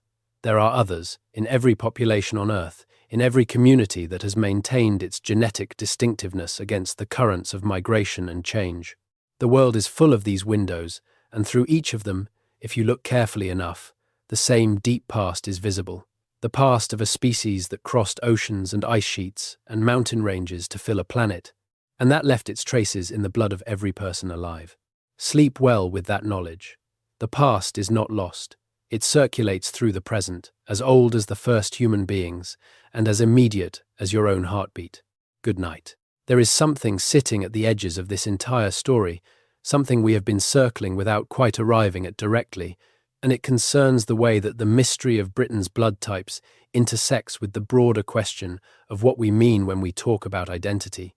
Not political identity or cultural identity, though those are real and important things, but something more fundamental, the question of what we actually are, at the level of our biology, when we strip away the categories that history and culture have constructed around us. The ABO blood type system, the one that most people know about, was discovered in 1901 by Carl Landsteiner, who won the Nobel Prize for the discovery in 1930. Before Landsteiner, people were dying from blood transfusions that should have saved them because nobody understood that blood was not interchangeable between people. The discovery of blood types was a practical breakthrough of extraordinary medical importance, and also a revelation about human individuality. That bodies which look essentially identical on the outside can be fundamentally different inside in ways that matter enormously for medicine. That revelation has continued to deepen over the subsequent century. We now know that the ABO and AH systems that Landsteiner and his successors discovered are just two of more than 40 blood group systems recognized by the International Society of Blood Transfusion. 40 systems, each one a set of antigens on the surface of red blood cells controlled by specific genes, each one representing a source of variation between individuals that can have clinical consequences for transfusion and pregnancy, and each one representing a window into the population history of the people who carry specific variants. The complexity of the blood group landscape is staggering when you appreciate its full extent. Two people can have the same ABO type and the same Rh status and still be incompatible for transfusion because of differences in the Kell system, or the Duffy system, or the KID system, or any of the dozens of other antigen systems that are typed only when clinical necessity demands it. The surface of a red blood cell is not a simple structure. It is an extraordinarily complex molecular landscape carrying hundreds of antigens, each one a potential source of immune recognition by a recipient whose immune system has learned to distinguish self from non-self. This complexity is the product of millions of years of evolution, shaped by the same forces that shaped every other aspect of human biology: natural selection, genetic drift, population bottlenecks, and the constant interplay between the genetic variation that mutations introduce and the filtering effect of selective pressures on that variation. Blood group antigens evolved primarily as structural components of the red cell membrane, with functions that have very little to do with immune recognition. Their role as immune antigens is a secondary consequence of the fact that the immune system, trained to distinguish self from non-self, happens to recognize the blood group antigens on foreign red cells as non-self. This means that the evolution of blood group antigen diversity was not primarily driven by selection for diversity itself. It was driven by selection for the various structural and functional roles that the antigen-encoding proteins play in red cell biology. The diversity we observe in blood group antigens across human populations is therefore a kind of accidental record of the evolutionary history of those proteins, shaped by the specific environments and demographic histories of the populations in which each variant has appeared and been maintained. The anomalous blood type frequencies of Western Britain, in this light, are not just records of ancient population history, they are also records of the specific evolutionary pressures that shaped the ancestral populations of Western Britain over tens of thousands of years. The environments those populations inhabited, the diseases they faced, the bottlenecks they passed through, the patterns of interbreeding and isolation that characterized their social organization. All of these left their marks in the blood type distributions that we can measure today. Reading those marks requires the integration of multiple fields of expertise, and it is worth acknowledging that the kind of integrated reading we have been attempting in this exploration is at the frontier of what current knowledge allows. We have been drawing on findings from population genetics, ancient DNA analysis, blood group serology, archaeology, geology, and oral tradition studies, and weaving them together into a narrative that is necessarily provisional, necessarily incomplete, and necessarily dependent on future research to be tested and refined. That provisionality is not a weakness of the narrative. It is an honest reflection of where the science is. The questions this story raises are real questions. The patterns in the data that motivate them are real patterns. And the uncertainty that surrounds the interpretation of those patterns is real uncertainty, the kind of uncertainty that science lives with as a matter of course and that resolves itself, slowly and incompletely, through the accumulation of evidence and the refinement of analytical methods. The story of Britain's blood types is a story in progress. It is being written right now, in the results of ancient DNA studies published in academic journals, in the datasets from blood type surveys that are being conducted in isolated communities, in the computational analyses that are sifting through the growing mountain of genomic data, looking for patterns that earlier approaches were too limited to detect. And in the communities that carry the data, in the people of Wales and the Scottish Highlands and the Outer Hebrides, the story is also in progress in a different sense. In the daily lives of people who are navigating the tension between their ancestral heritage and the pressures of the modern world, who are making choices about language and place and community that will determine how much of the ancient inheritance is passed on to the next generation. Those choices matter, not just for the science, though they matter for that too, but for the preservation of a form of human diversity that is genuinely irreplaceable. The genetic diversity of the isolated communities of Western Britain is a resource. In the same sense, biodiversity in an ecosystem is a resource, not because it can be exploited for profit, but because it contains information and possibilities that a less diverse system cannot contain, and because its loss diminishes the richness of the world in ways that nothing else can fully compensate. Preserving that diversity does not mean freezing communities in place or preventing the changes that the people in those communities choose to make. It means recognizing what is at stake, supporting the communities in maintaining the aspects of their heritage that they value, and ensuring that the scientific and cultural record of their heritage is preserved even as the communities themselves evolve. This is not a simple task, but it is an important one, and it is made more urgent by the pace of change in the modern world, which is dissolving the conditions that have maintained the ancient genetic and cultural heritage of the Western British communities over centuries and millennia. The mystery of Britain's blood types is not just a scientific mystery. It is a human story about persistence and change, about what survives and what is lost, about the relationship between the deep past and the living present. It is a story that deserves to be told fully and carefully, and with the recognition that the people who carry its most ancient chapters are not relics but living inheritors of an extraordinary heritage. They are walking around with the past in their blood, and the past in them is still alive. In the ancient chambered tombs that dot the landscape of Western Britain, particularly the Long Barrows of Wales and the Clyde Carlingford tombs of Northern Ireland and Scotland, the bones of the Neolithic farming communities who built these monuments were deposited and rearranged over generations. The tombs were not simply burial places in the modern sense, sealed chambers where the dead were placed and then forgotten. They were places of ongoing engagement between the living and the dead, places where the ancestors were accessible, where their bones could be touched and moved and incorporated into the ritual life of the community. This practice, which archaeologists call secondary burial or excarnation, reflects a relationship with the dead that is fundamentally different from the relationship that most modern Western cultures maintain. In the Neolithic communities that built the chambered tombs, the dead did not simply leave the world, they became ancestors, a category of being that was distinct from both the living and the fully departed, a category of being that continued to participate in the life of the community through the medium of their physical remains and through the ritual practices that maintained the connection between the living and those remains. The blood type data from these Neolithic tomb communities has been analysed in detail as part of the ancient DNA research programs that have transformed our understanding of British prehistory. And what the analysis shows is that the communities interred in these tombs were, in some cases, highly related to each other, with multiple individuals in the same tomb sharing a degree of genetic relatedness that suggests they were members of the same extended family or kinship group. The tomb was, in a real sense, a family monument, a place where the bones of related individuals were accumulated over generations and maintained as a continuous presence in the community's ritual life.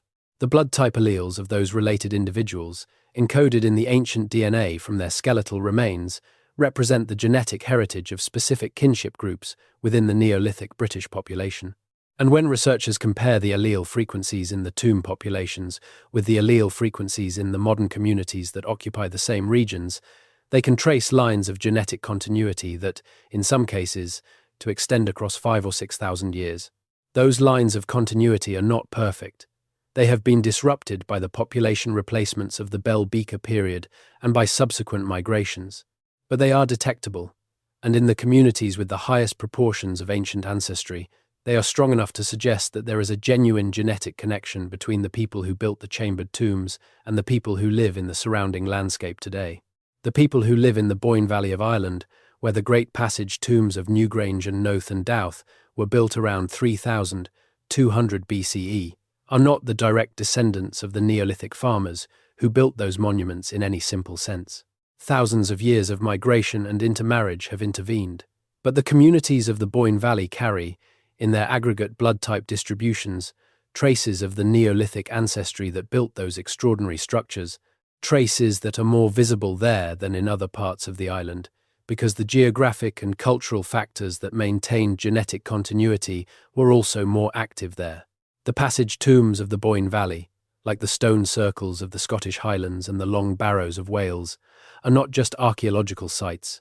They are genetic waypoints, places where the ancient ancestry of the surrounding communities has been concentrated and preserved by the same processes that concentrated and preserved the blood type anomalies we have been discussing.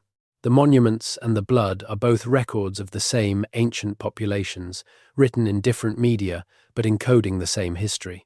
And that history, taken in its full depth and complexity, is one of the most extraordinary stories that the human past has to offer. It is a story about the survival of ancient populations through catastrophic change, about the persistence of genetic heritage across thousands of years of disruption, about the connections that link the deep past of Britain to the deep past of the Americas through the common ancestry of populations separated by an ocean and by the full span of human prehistory. It is a story that the blood is telling, quietly and without announcement, in every community in Western Britain where the ancient lineages have survived. A story that the science is beginning to read, with tools and methods that would have been unimaginable to the people who first lived in these places, and with an awareness of the deep human past that those people could not have had. We are the first generation with the capacity to read this story fully, and we are only beginning to do so.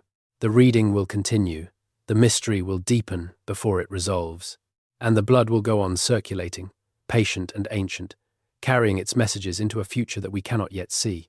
The blood of Britain carries more than we know. The blood of the world carries more than we know. Rest well with that. The blood moves, the night deepens, the ancient message in your cells going on, patient and old,